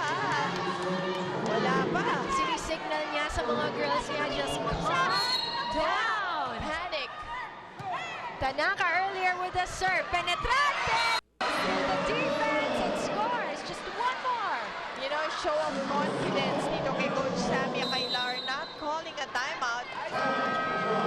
But Petron will call this. Kung nakaharap siya dito, siyang puntahan mo. Tapatan mo siya. Okay? Nandoon ka lang, ito yung setter na andito ka lang eh. Lumalayo siya eh. Medyo malayo siya yung A niya. Tapatan mo siya. Sa kanya binibigay yung bola kasi siya yung nakakapuntos eh. If you can go for pick, you double. Okay? Help. Oo. Only 2. Only 2. Tara. Let's go. But take a look at this. O nga naman, si yung quick niya, normally kasi yung quick hit, close to the center yan eh, or very close to the center. Pero ang ginagawa para maiwas sa blocker, si Uwano, nilalayo ni Chi ng konti. So, yun yung kailangan mabasa ng blockers ng Petron. Could this be it para sa Petron and end their possible semifinal hopes? Zanzan! Gets the win para sa Cignal. Off speed. Yun lang ang ginawa ni Zanzan to take the point and the match and go to the semis. And before we wrap it up and talk about all these numbers and this great win by Cignal, we'll send it for a quick break. Do stay with us.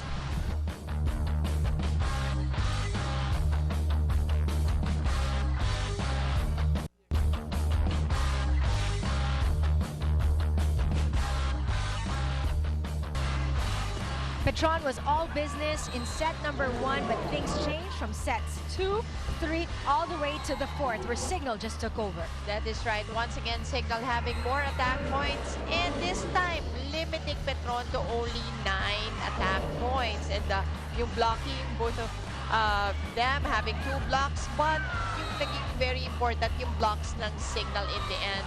And And we take a look Oh, at yeah. first the leaders right here.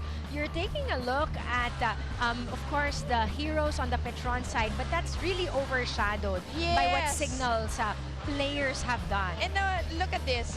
Braca having 4 block points. Mercado also on the other side. Terrific job on defense at the net. And but Hendrauli, look at that. 4 service points for this girl. And those are just some of the wonderful efforts that came out from Cignal side to make it all the way to the semifinals. And we've got not just one, but 2 really great players that Denise is about to interview. You got that right, Patricia. On my right is Danica Rowley with 17 points, as Abby Braca with 11. So first, Danica, you guys in the first set, medyo diesel start kayo doon. What do you think happened? Kulang po kami sa communications sa loob ng court at saka wala po kaming first touch. Kaya pinag-uusapan namin kung pag time out na dapat maingay kami sa loob ng court at tapos depensa. Ayan. So recognizing that problem, Abby, punta ako sa... What can you expect from you guys ngayon na nakapasok kayo sa semis? Aangat, siguradong aangat yung team namin. Paghahandaan namin yung mga makakalaban namin sa semi. Alright, sige. Thank you guys and congratulations. Back to you, Patricia and Mosey. Thanks a lot, Denise. And of course, those 2 players, sinasabi natin, I mean, talk about Hendrauli first. She has nearly matched the numbers that she had for the season here in this particular ball game. That is so true. Yan ang 1-2 punch natin from Cebu in this Tama, game. Yes, tama. in this game. And I'm sure they're making a lot of their followers proud and will look forward to their next matches. We're talking about the semifinals now, and that is set on December 7 right here at the Inare Sports Arena. First, we will have the Army Lady Troopers who waited for the Cagayan Valley Lady Rising Suns to win, and then the My DSL Speed Boosters now know that they'll be up against Cignal HD Spikers for the right to make it to the big dance, to make it to the finals. That's definitely exciting. Thanks so much for joining me, Mosey. Oh, thank you, Patricia. Now, ladies and gentlemen, this has been Solar Sports' continuing coverage of the Philippine Superliga Grand Prix. We thank you for joining us here in the playoffs. See you guys at the next stage of these battles.